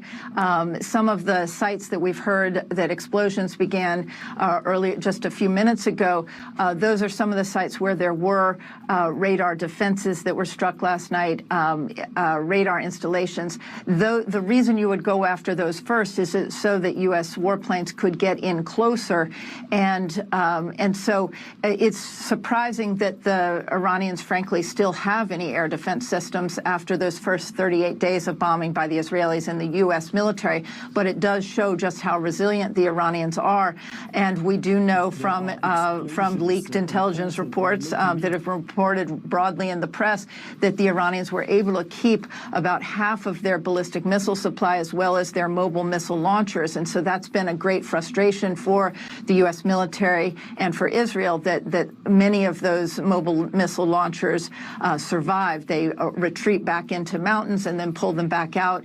Also, those drone launchers. So I imagine they're going after a lot of those sites, and we'll just have to see whether they've expanded that to actual infrastructure. Great. Jennifer, thank you so much for the quick update, and we will keep you posted. The U.S. is launching more airstrikes in Iran, so we'll keep an eye on all those areas. So, in fact, we are in the midst of this now. Just minutes ago, reports are still coming.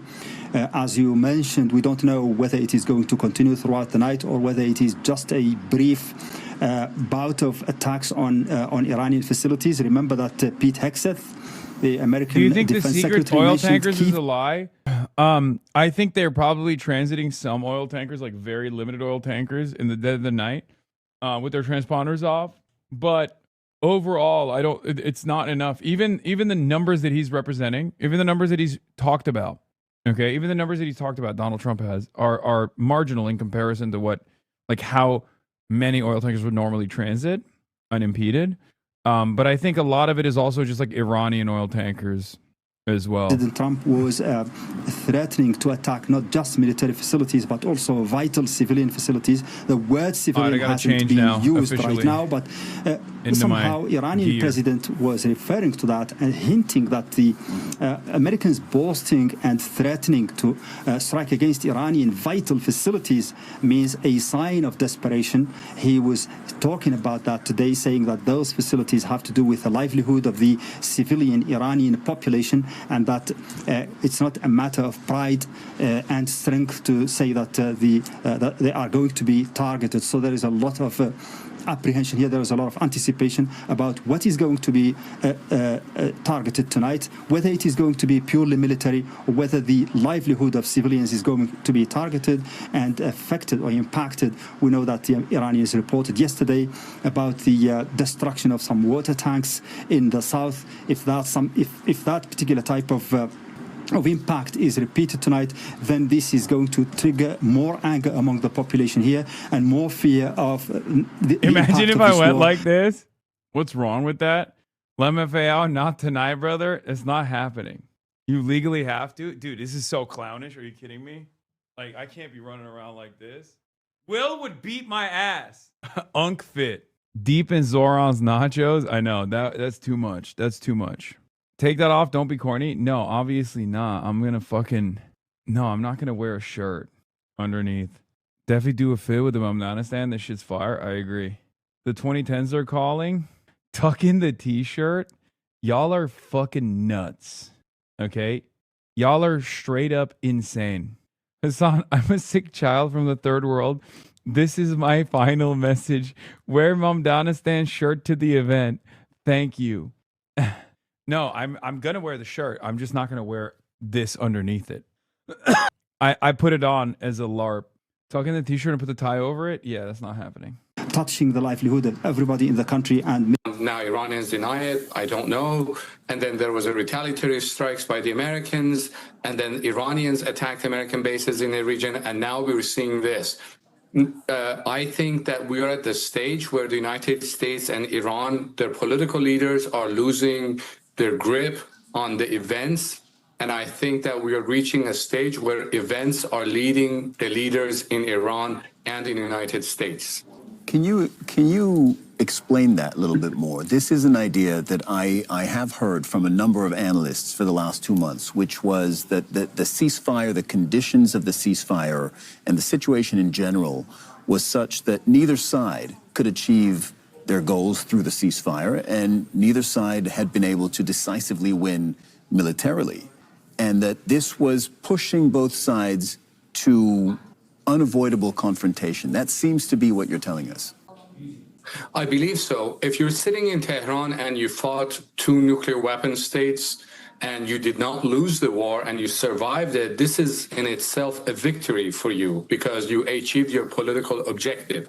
Now, on the U.S. side, yes, the U.S. has a far superior firepower, no question in that, but it did not reach its political objective of forcing Iranians to unconditional surrender. So both sides are coming to the negotiation table in a position that they don't want to back down. Now, situations like this, as I said, because they don't want to appear weak, they feel compelled to respond to events, miscalculations, even misfires, and so on and so forth. So they have to respond to it. And now, again, as I said, we're reaching a stage where events are forcing political leaders to only go up on the escalation ladder.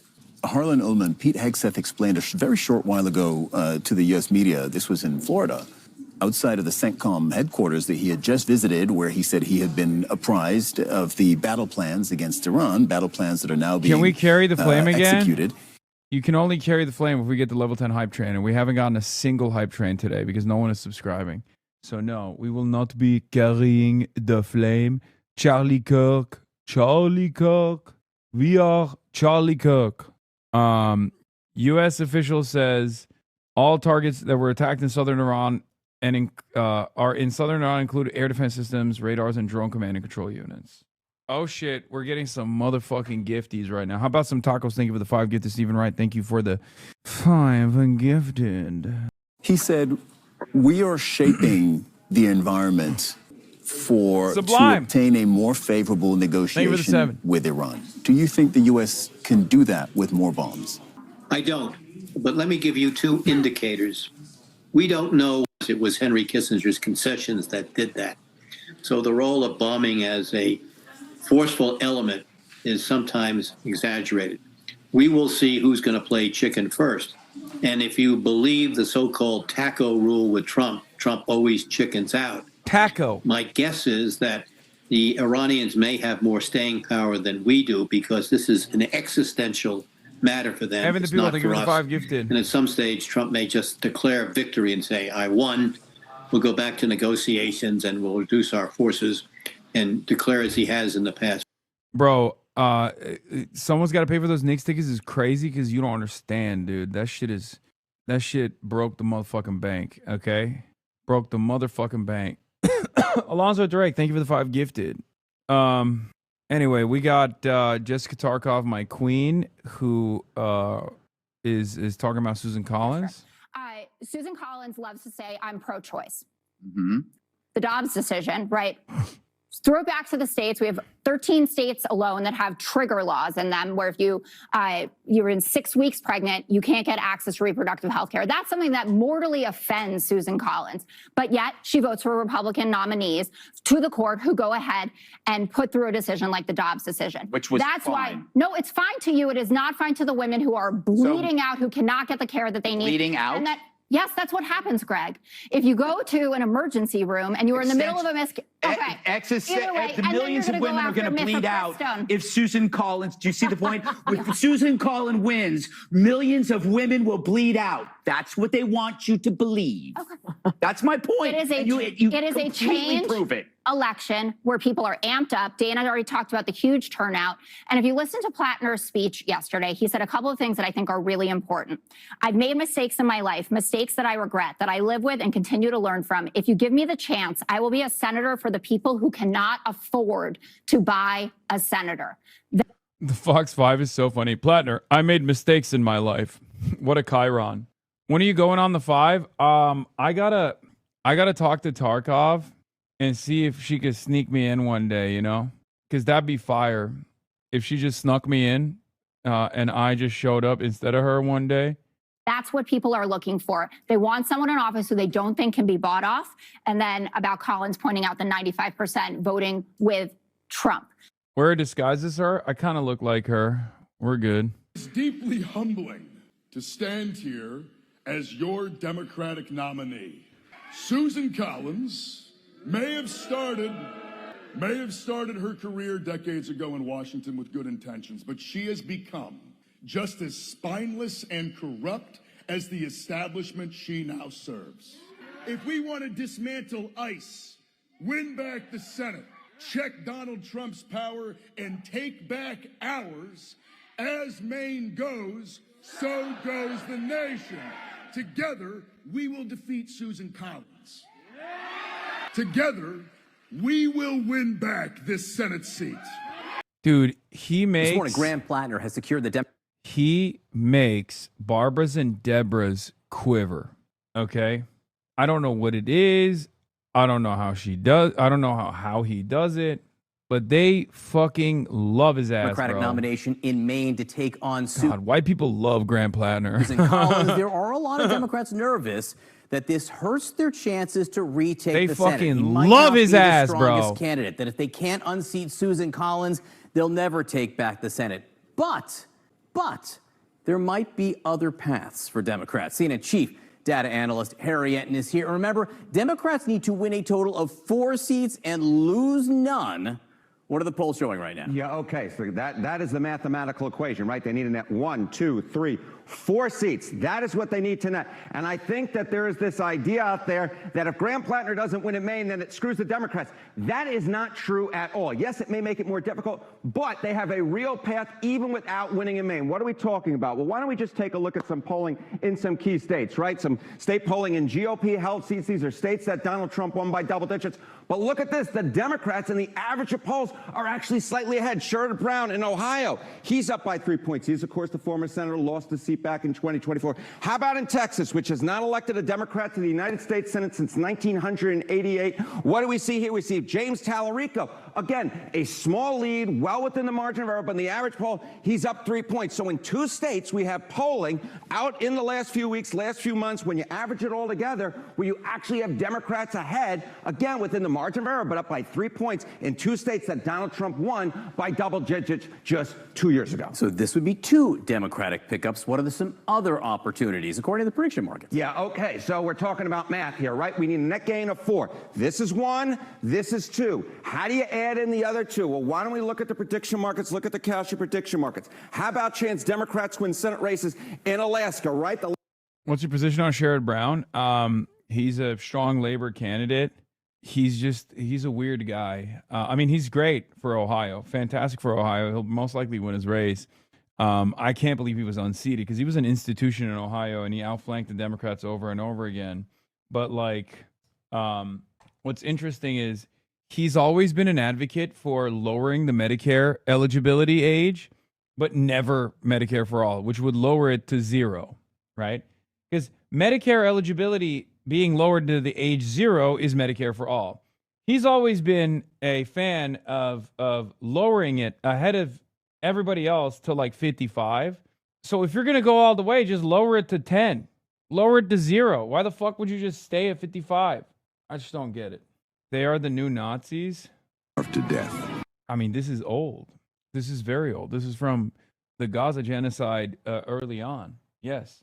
They would do boat tours to look at the destruction of Gaza from the sea. Last time a Democrat won a Senate race in Alaska was back in 2008, Mark Begich. But Mary Patola, look at this, a 62% chance of winning that race, according to the cash prediction market. How about in North Carolina, where I think even the most, let's just say... BD glazing and thirsting you over your new suit. The fabric looks soft and comfortable and is stylish, probably also because of good figure. Not sure about the price. HasanAbi should really take up a side job as a model, at least endorsing suits in China. Chinese-made products now absolutely crush Western ones in quality. He should really show what he looks like without a suit or any clothes. This figure would look good even in a sack. The head-to-shoulder ratio is pretty good. You have your own account, but don't update it. So lazy. This figure looks good in anything. Dude, that's the other thing. In China, having a small head and a wide body is seen as a positive. This is really cool, right? So cool. Go run for office. What are you still sitting around for, buddy? Bilibili Chinese netizens. They love my perfectly proportional head to my shoulder ratio.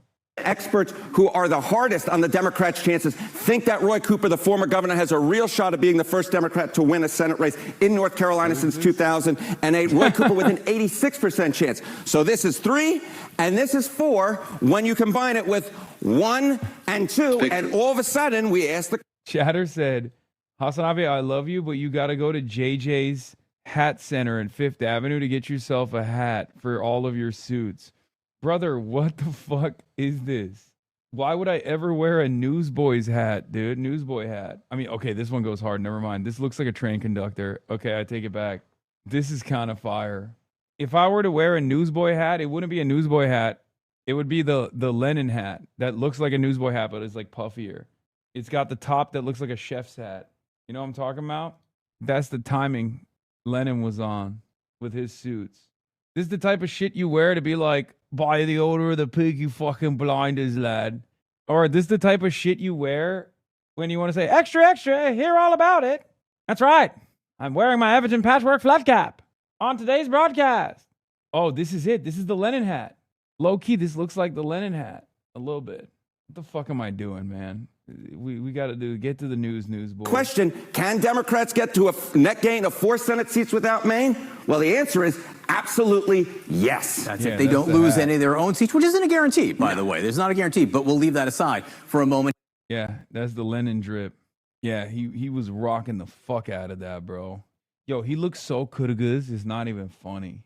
He's crazy. This motherfucker was Turkic. I swear to God, he was Turkish, dude. What is this? No more fun. Back to news. Iranian official tells me that if the U.S. resumes the war, Iran will launch attacks targeting American interests across the region. Oh, no. To the Gulf chatters, you might have a rocky sleep tonight. I apologize to the Gulf chatters. We have taken advantage of the ceasefire to restore and strengthen our missile capabilities, he said. Trump lacks the ability to make the decision necessary to end this disgraceful war, and we are fully aware of this reality. The official said the reports that Trump has been waiting for 2 weeks for Iran to respond for his proposals are spin. The reality, the official said, is that the basic outlines of a deal were in place and Trump disrupted the agreed-upon negotiating framework and made new demands. From our perspective, there is absolutely no possibility of responding to it as it falls outside the framework of negotiations, the official said. And this is amidst American strikes on Iran, so I suspect they're going to fucking strike back. Trump acting as if the U.S. has escalation dominance, or at least does not think Iran will respond the way that would hurt most, blowing up GC oil refining and LNG infrastructure. Will Iran take out another 20% of Qatar's LNG trains or Saudi refining infrastructure to demonstrate? I mean, I don't think they will. They haven't. But I don't know. Don't ban, please. Wait, why would I ban you for saying that? I did see the Tallarico ad. I retweeted something about the Tallarico ad that I agree with. So Republicans have gone completely out of control with the AI ads, right? They basically made Trump-aligned org Citizens for Sanity is dropping a 6-figure ad buy in text Senate race. This ad is a 50-second clip of AI-generated James Tallarico singing a trans kid's rendition of favorite things. Boys in white dresses with blue satin sashes, girls dust with hormones till they grow mustaches, changing the gender of all your offspring. These are a few of my favorite things. And this guy said, I mean, if we're going to do this, why not just buy ads of Donald Trump on video saying he wants to rape kids or whatever? They want to play the game. Let's play the game. I mean, actually, straight up. I mean, what are we doing? Like, who can play that game? I mean, this should be illegal, but like, hey guys, I'm going to be honest. I don't think Ken Paxton, the Attorney General of Texas, who is benefiting from that ad, is going to prosecute the PAC aligned with Ken Paxton for putting out said ad. So not really much you can do there. And I certainly don't believe that the federal government under Donald Trump's authority is going to prosecute that ad. So we're kind of shit out of luck. No glaze, but you are the most moral streamer. Thank you. Just like Israel, most moral nation. Here. Okay, so you just identified 4 races. Are there others? I mean, how many places is there, say, a puncher's chance for Democrats? Yeah, okay, so we talked about 1, we spoke about 2, we spoke about 3, we spoke about 4. That's the net gain of 4. But if we widen out the map, right, a puncher's chance, at least a 20% chance that the Kalshi prediction markets, people putting their money where their mouth is, in terms of Democrats winning, at least a 20% chance. I can't take this seriously, bro. The Kalshi shit sucks so bad. Calls for calm have gone unanswered. Yeah, there was a stabbing that took place in Belfast, and of course, the British came out in droves and did an anti-immigrant pogrom. Disorder erupted across Belfast on Tuesday, following a knife attack in the city the day before. A man in his 30s has been charged with attempted murder. But the fact that he had claimed asylum in the UK has fueled anger, with calls on social media for people to take. Bro, don't call the Irish British. You're gonna get killed. No, these are not Irish people that are protesting. These are the Protestants who LARP as though they're British. Notice the flag. This is the north of Ireland. It's Belfast. I've been there. It's beautiful. Unfortunately, the city is chopped in half by what is known as a peace wall, which is not dissimilar to the walls that you see in the West Bank. There's still people with sympathies to England, which ironically the British do not even reciprocate, living in the north of Ireland, refusing to recognize what time it is. To the streets, shared even by Elon Musk, the owner of X. Across Belfast, buses and shops were set on fire, and bins dragged onto roads to create makeshift barricades.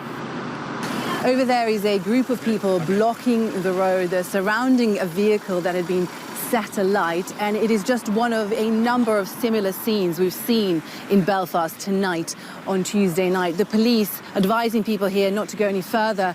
It's not safe. Tensions in the city are bubbling. Of course, the wannabe Brits would behave like Israelis, the wannabe Brits who are also pro-Israel, pro-Confederacy, pretty much on the wrong side of every political issue historically, would be on the wrong side of this issue as well. Over. It's exactly what community leaders had hoped to avoid. There is no excuse whenever anger is turned into hatred. And we in Northern Ireland should, above all things, know the dangers of how, whenever that happens, people start to see their neighbour and their friend as their enemy. As darkness fell, homes were engulfed by flames. Distraught residents led out by the emergency crews. The unrest comes amid wider tensions following a separate case in England, where 18-year-old Henry Novak was fatally stabbed by a man who had falsely accused him of racism. And as he lay dying, it was Novak. Yeah, I don't think the average prod in the North knows where Israel is, to be honest. They just know we support Palestine, so they do the opposite. Yes. No, literally. That's unironically the case. Who was handcuffed by the police, an image that sparked outrage and triggered rioting in Southampton, where the murder took place. I just wanted to say a few things about the rioting in Belfast last night, because if my comments are anything to go by, people seem to be very confused about what's going on. First of all, these people are not Irish, or at least they don't identify. See? To the chatters who were saying, oh, Hasan, you're wrong. Don't say that. Don't fucking test my knowledge of Ireland. As Irish. They don't call themselves Irish. They don't believe that they live in Ireland. They are British loyalists, loyal to the King of England. They are living in what they consider to be British territory. in Northern Ireland. The second thing is that this is not the same as when protests or riots even erupt in England. This is action that is sanctioned and directed by... Don't say Northern Ireland. North of Ireland. Those of us who grew up here or who have spent any real time in Belfast, when they saw the flyer yesterday advising of the road closures, they knew exactly what was going to happen last night. See on the bottom of the flyer, there is a sentence that gives it all away, and the sentence says, all businesses are to close by 5:30 p.m. No excuses. So this is not a suggestion from a group of protesters. This is an order from community leaders. So whilst the streets of Belfast were full of masked men and youths hunting people of colour on the streets of Belfast last night, burning out cars and houses, attacking people in their homes, having small children fleeing into the back of police Land Rovers to escape attacks from inside their own community. There were also many people in Belfast hunkered down, hiding in their homes. There are many people in Belfast who do not support this, do not condone it, and would denounce it if they felt safe to do so. Despite that sort of unsaid threat, there is a responsibility in these communities to call out this behaviour and to say not in our name. I grew up in East Belfast, and the racism that is embedded in some of those communities is nothing new to me. It's part of a hangover of occupation and invasion of the British into Ireland. I cannot imagine what it's like to be living in East Belfast right now. Absolutely horrifying and terrifying to witness. Solidarity with everybody in Belfast who was fearing for their lives last night. Absolutely horrendous carry on.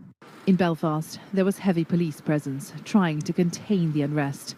But tensions over immigration are not likely to fade anytime soon. Milena Veselinovic, Al Jazeera. Dude, Irish people are the Protests best. erupted in northern... Irish people are some of the best people, okay? Definitely peak white people, straight up. These people who are doing this shit are wannabe Brits, okay? They want to be British still, which is insane. Ireland yesterday after graphic footage of a stabbing attack in the capital, Belfast, was shared widely online. A Sudanese man has been charged with attempted murder following the attack. Right-wing commentators and online critics, including billionaire Elon Musk, posted about the attack, and they call for protests against immigration hours before the violence erupted. NPR's Fatima Al-Qusab reports from London. One video shows a young boy and his parents being led out of their home by firefighters as houses and cars burn around them. A bus was also set on fire, and footage shows masked men setting garbage cans alight. Politicians had called for calm after a video of a stabbing attack in Belfast circulated on social media. Northern Ireland's First Minister Michelle O'Neill said that groups of masked men were burning families out of their homes and called it outright thuggery. And she warned that there were dangerous attempts to exploit the stabbing attack.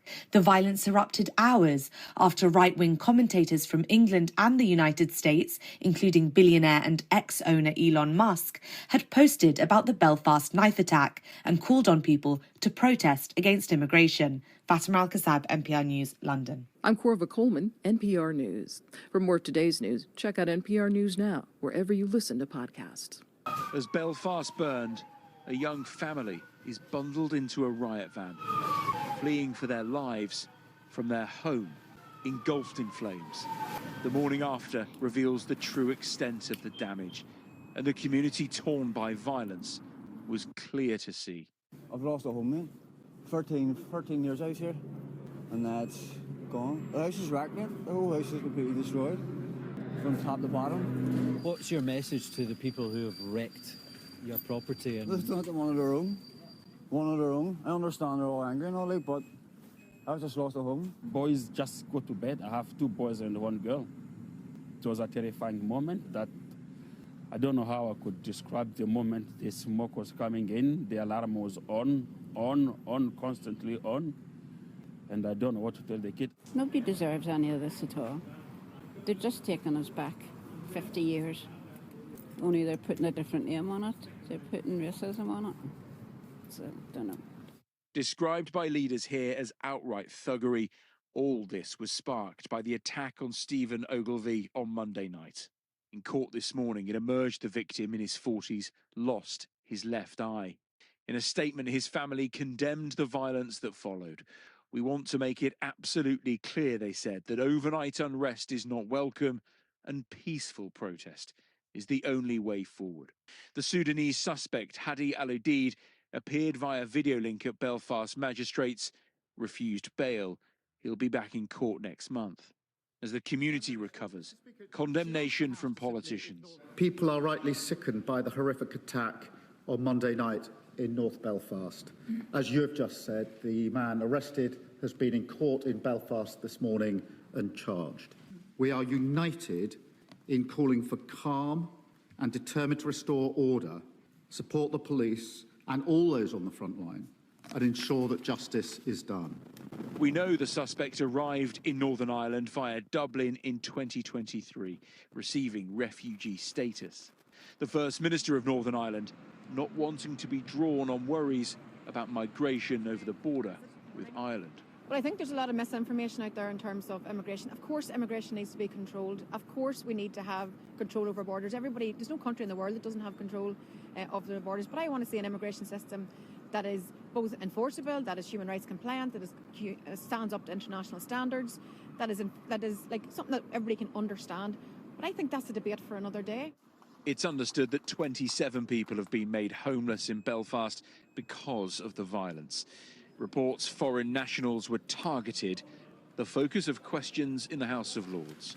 I don't think any of us will ever be able to forget the image of a 9-year-old child and their family being put in the back of a Land Rover to be rescued from violent, racist thugs who were seeking to undermine them and to undermine their very sense of belonging in a country that many had lived in for decades.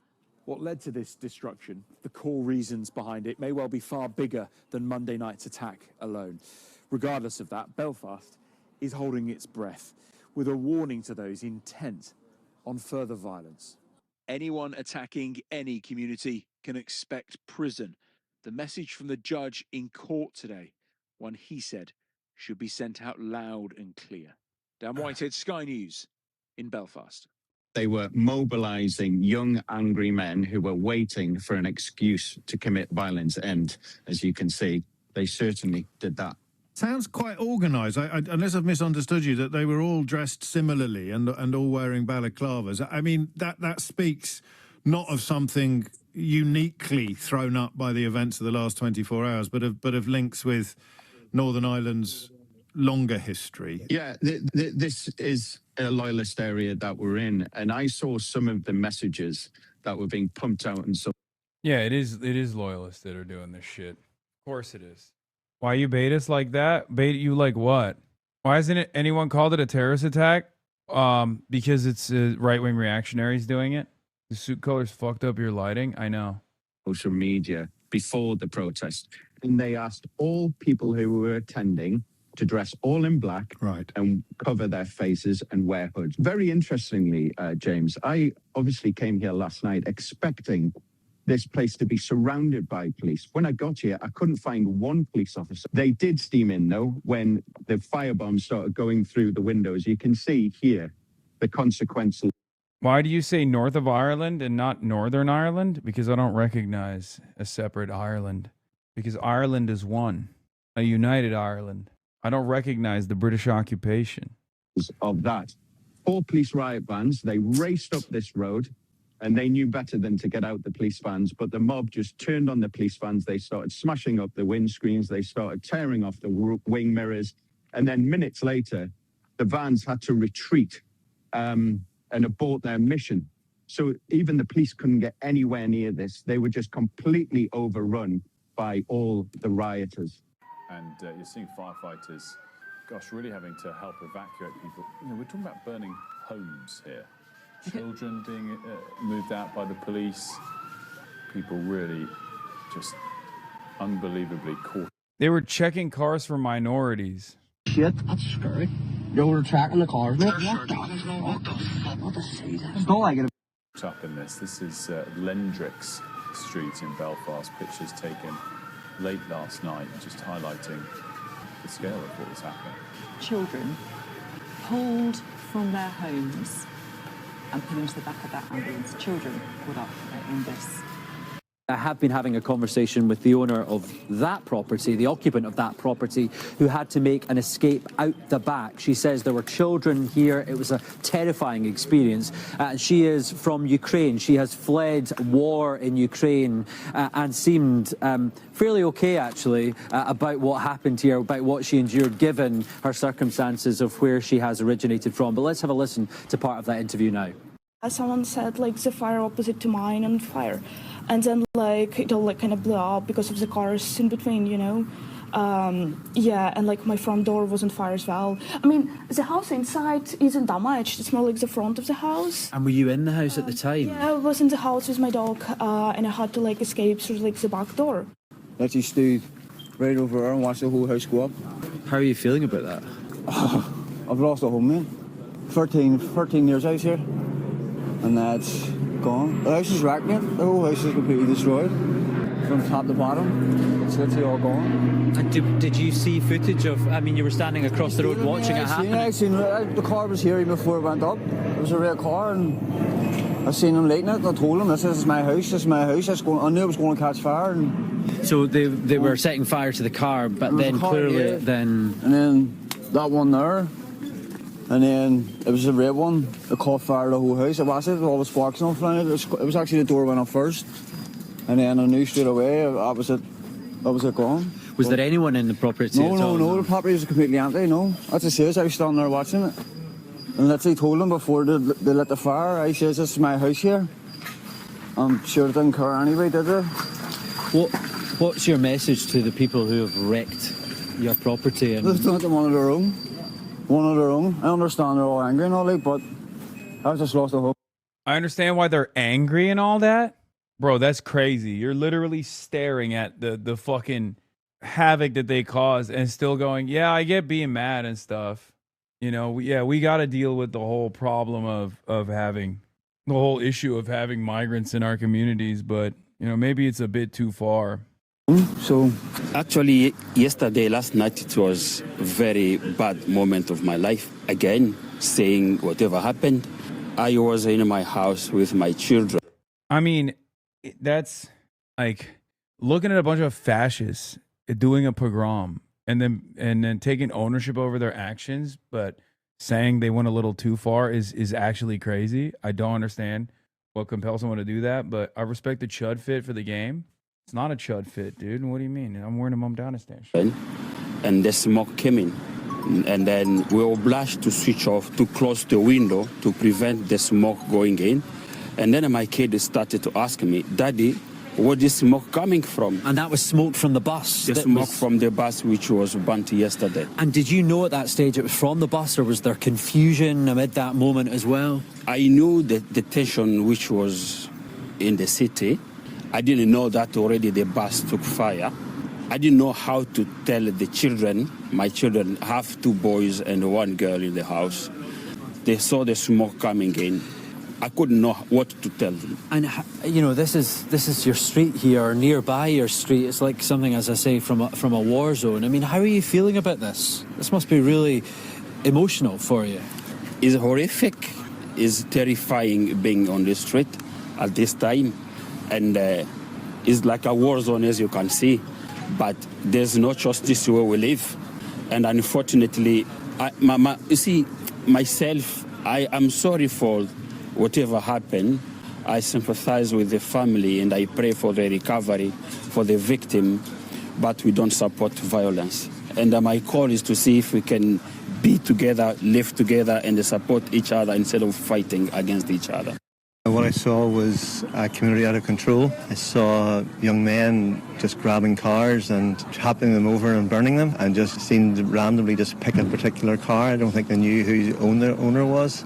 And then go on to another car, and then the flames got worse and worse, and then your fear was that the houses that were now burning, there was people in those houses. And while some of us were trying our best to try and keep a cap on it and people to stop doing it, you didn't feel as if you were being listened to. It took me back to an experience in my childhood where Catholics were burnt out of the street I lived in, not far from here.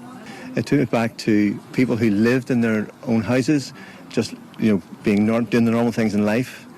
And for them being Catholics in a Protestant area, they were removed. The same thing was happening to people here. Here we were in 40 years later, where people just living, wanting to make a life, wanting to contribute to our society, because they were different, being burnt out of their houses and being removed. So it was a chilling echo to the past. They weren't being targeted because of their immigration status or any other facts about them. They were being targeted because of the colour of their skin. That, to me, is wholly unacceptable. Why do you think it is happening? Because if you agree with Nigel Farage when he says the vast majority of people on the streets were not far right, were not extremists, they were just... What is this like moderate wing of fascist shit that we've seen so much from people living in the north of Ireland that happen to be Protestants? Why are the Protestant population either Omega Hitler or the moderate version where it's like, well, you know, they're all criminals, but you shouldn't Molotov cocktail their homes? Why is there not a single person who's just like, yeah, this is really fucked up, except for that one guy, the one guy who was like, we've seen this happen, the Catholics in the past, it was really fucked up. Like, for every one normal Protestant guy, there's like 100 spiritually Israeli Protestants in the north of Ireland. It is so fucking strange. What compels you to behave like this in 2026? It doesn't make any sense. Frightened. Does that include the people who were burning houses, who were burning cars, who in the end forced people who have been living there for 2 decades to have to leave their home in fear? No, it absolutely does not. There were people who turned up last night who were equipped to riot. They came wearing masks. They came wearing dark clothing that would be hard to identify because they know how the PSNI have identified rioters in previous occasions. So they came with the intent of causing violence. There were social media posts telling people in certain neighbourhoods to turn off their Ring doorbell, to turn off their CCTV cameras so that nothing would be captured. People were being abused who had a phone there. People who were there with the media were being threatened. This was a concerted effort to attack people. Bro, the Protestants are an occupying force in Ireland. I know, but it's not in 2026. In 2026, the Protestants, I saw it with my own 2 eyes, okay? In this day and age, the Protestant movement and mobilization has basically turned into a group of people that, like, England doesn't want, okay? They're just LARPing. They're LARPing as fake Brits when the British don't even want them. So they're just fucking stuck there as a settler outpost with not a lot of support from England anyway. Okay? That's what I mean. It's like nobody likes them. Just be fucking Irish at that point. Just give up. They will kill you, not LARPing. I mean, I know. I'm just saying it doesn't make any fucking sense. They're also incredibly poor. That's the other thing. Like, Belfast is very poor. It's beautiful. There's a lot of great history. And it's some of the coolest. Like, if you think Irish people are cool across the board, the Irish people living in Belfast are the coolest. Okay? Straight up. I have a lot of love. I like them more than I like Dublin. But I just can't comprehend how you would still, at this point, not recognize that, you know, you're working class, they're working class. The British don't want you. You might as well be Irish. Inside the riot, they filmed themselves. I'm telling you this here, not planned. That's terrible. That's actually terrible. That's just the entirety of the North, though. Also, in the UK in general, the poorest person in the Republic is 6 times better off than the poorest person in the UK.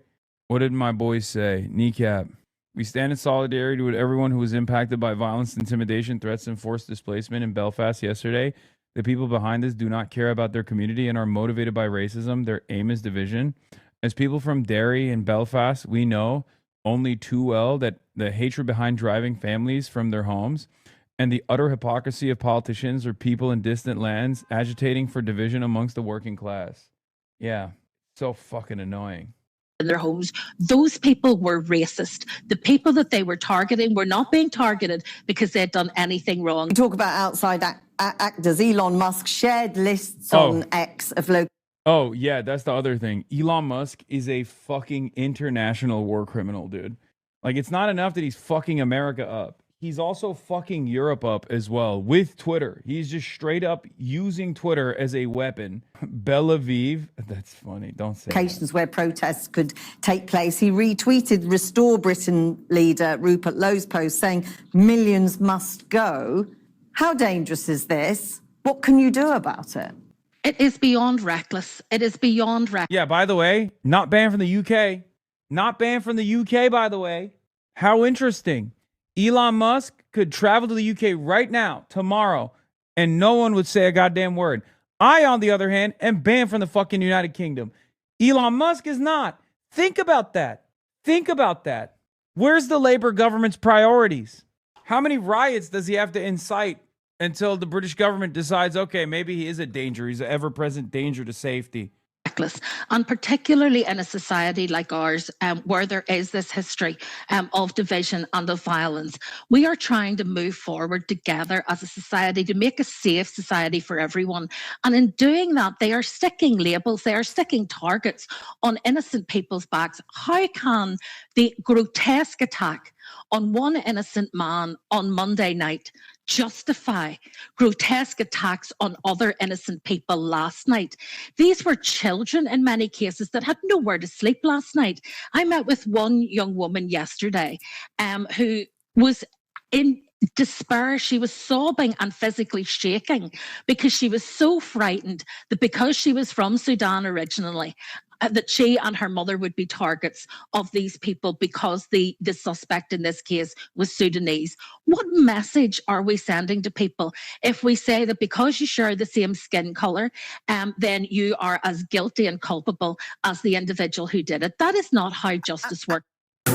Ian Huntley believes the second time is the charm when it comes to winning a key state assembly seat in Bedford-Stuyvesant, Brooklyn. This is me taking another step to deliver more when I see my community struggling. The high-end clothing retail worker is challenging incumbent Assemblywoman Stephanie Zinnerman for a second time after losing by just a couple hundred votes 2 years ago. We have rising rents, we have childcare is unaffordable, and we have real struggles that people are experiencing every day, and that's why I'm doing this. Zinnerman, on the other hand, says Huntley lacks any real experience or connection to the district. Some people don't want to start from the beginning. They want to, co-op on the progress that has been made. And, I believe if you want to run for office, you should run for office.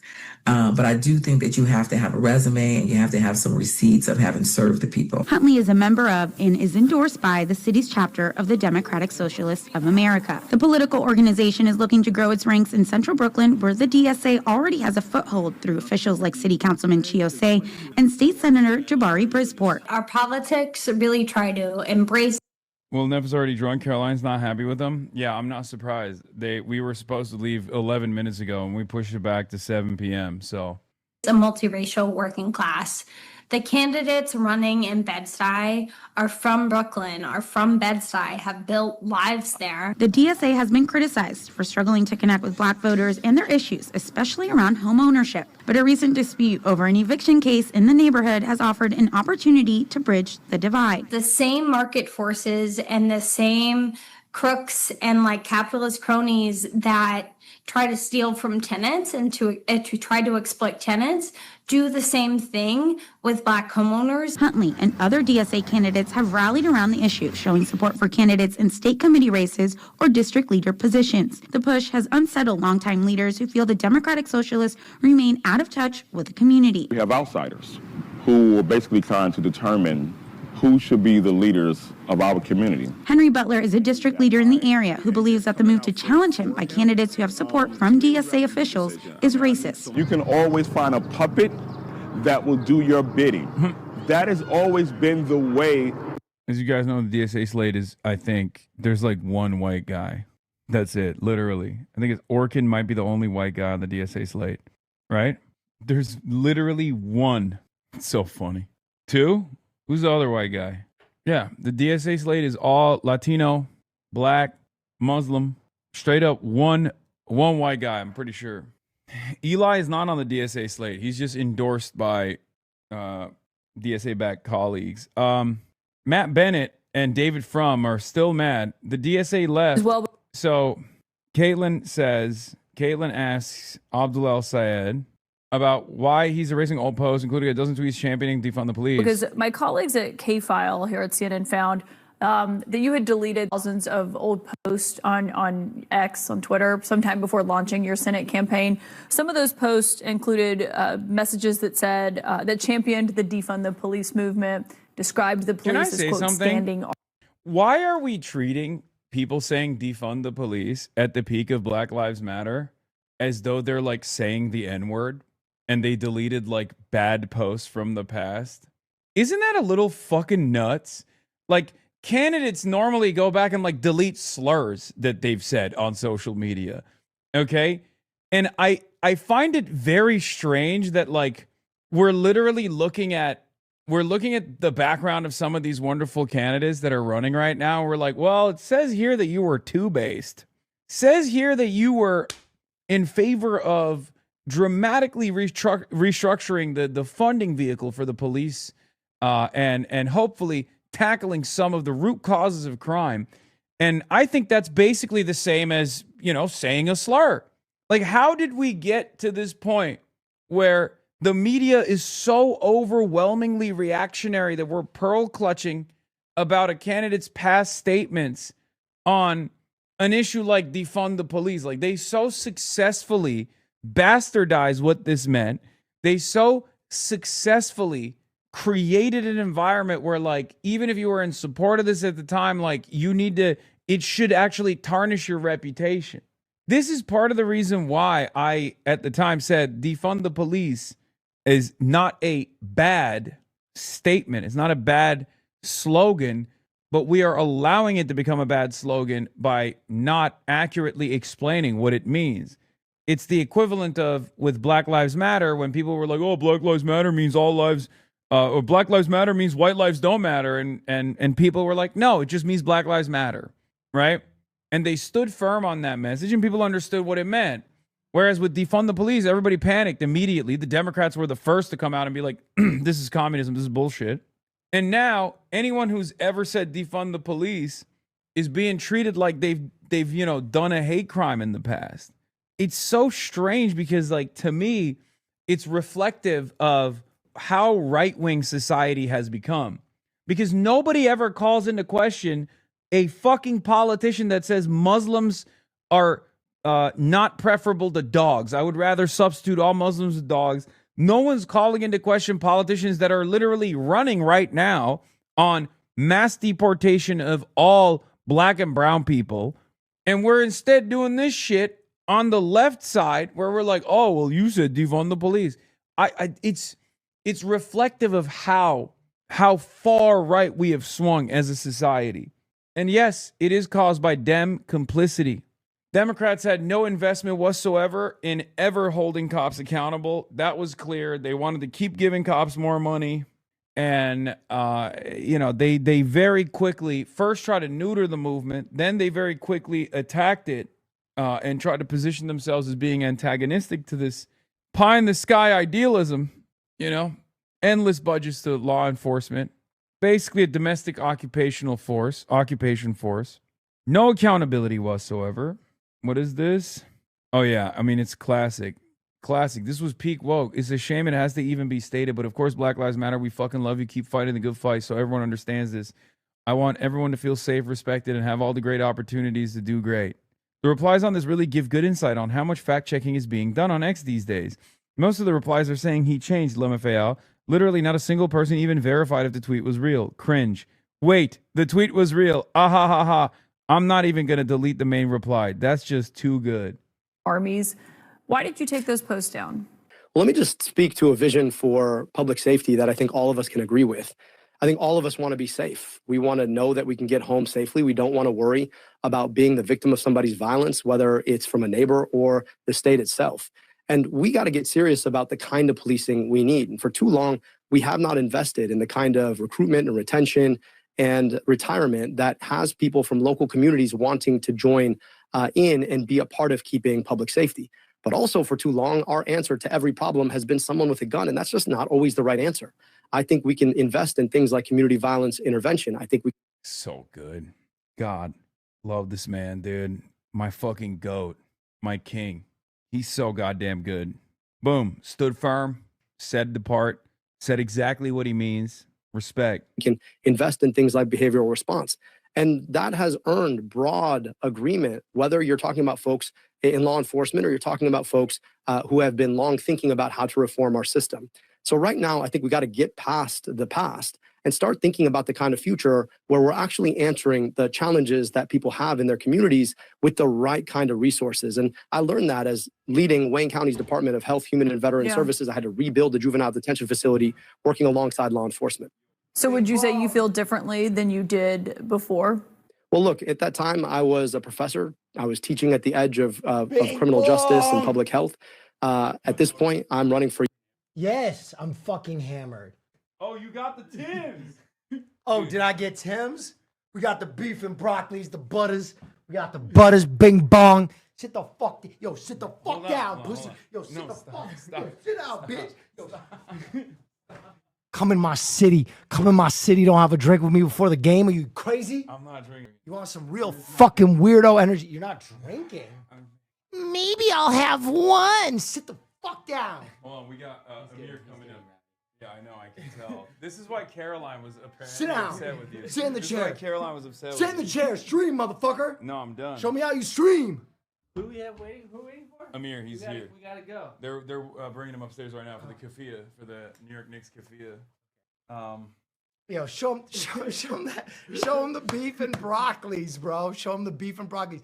Fresh. You can eat off these bad boys. Wait, yours say dead ass on them? Yeah. One of one. One of one. Dead ass. Fire. We tried to get him to write Mom Donastan. They wouldn't do it. Wait, why not? They would not do it. Should have got me a jersey. I would have worn it. I would have worn the jersey if you got me one. He said, you should have got me a jersey.